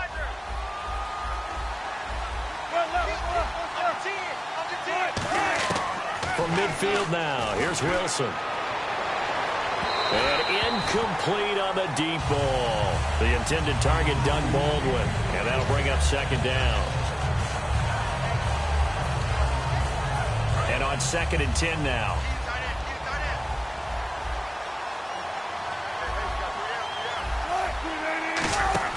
Again on 2nd and 10, it's Wilson. Out to the flat, that's complete to his running back. And he'll go down shy of the 40 at the 41. Give him 10 yards on the pickup, and that's going to make it 3rd down and less than a yard. They run with a power back, Rawls. And he's got the first before he's brought down at the 39-yard line. They only get 2 there, but on 3rd and 1, that's all they needed to keep the drive going. Now it's Wilson. This complete to Lockett. And all the way in, touchdown Seattle. Tyler Lockett, 39 yards. And the Seahawks able to make this a close game again. And there they got him the ball. Just get it to him, let him do the rest. You know, he probably said that to his quarterback as he broke the huddle. I like the play call. Just get it to me. I'll take care of the rest of it. Helping out his rack, right? R-A-C? Run after catch, and he loves that, and he's going to carry that in at contract time. And this will be a touchback as that sails over the inline. So out come the Cowboys now as their offense gets set to take over. And they hit the home run last drive. 1 play on the ground all the way to the house. Now the defense, maybe they're expecting a run here. Partner, I love your description because when we talk about hitting the home run, we're usually thinking about a passing play, aren't we? Something in the air, deep ball. But how about them just taking it big-time jaunt? Now if you're coming back out, now they've established this run game, the play-action pass could very well be open. Another pistol look here. They'll start the drive with Elliott. And he is going to lose yardage here. It's a loss of 4 there, bringing up 2nd down. I don't know about you, partner, but I'm rubbing my eyes after that play. Did we just see that runner not get yardage? A big-time play by the defense. It does happen occasionally, even against the best running backs who are having big days. Time running out here on the play clock. To throw is Prescott. Finding time. Left side, Williams. A really good pickup of 28 yards. Well, we haven't been shortchanged on offense. Another fun play to watch there on the deep pass. This game has the feel of, what, a turkey bowl, a Thanksgiving day. You know, when we get together this year, when the Davises and the Gardens get together, that's what our playbook's going to look like. Like they're drawing them up in the dirt, and so far it's working for both of them. Give them 3 on 1st down. It'll set up a 2nd and 7.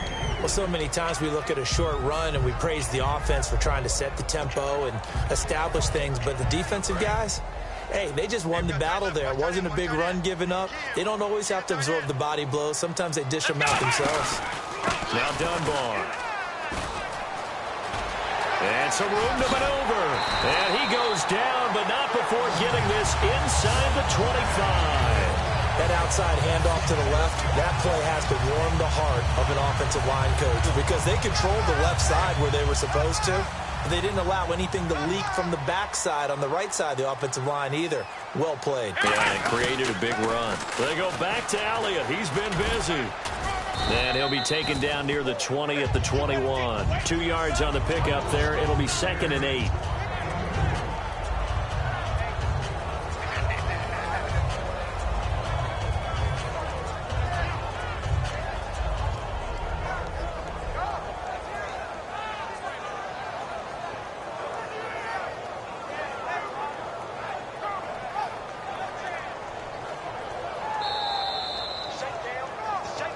Time for a break.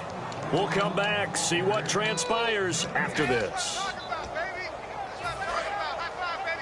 And the D-line pinching together must be expecting the run. Here we go.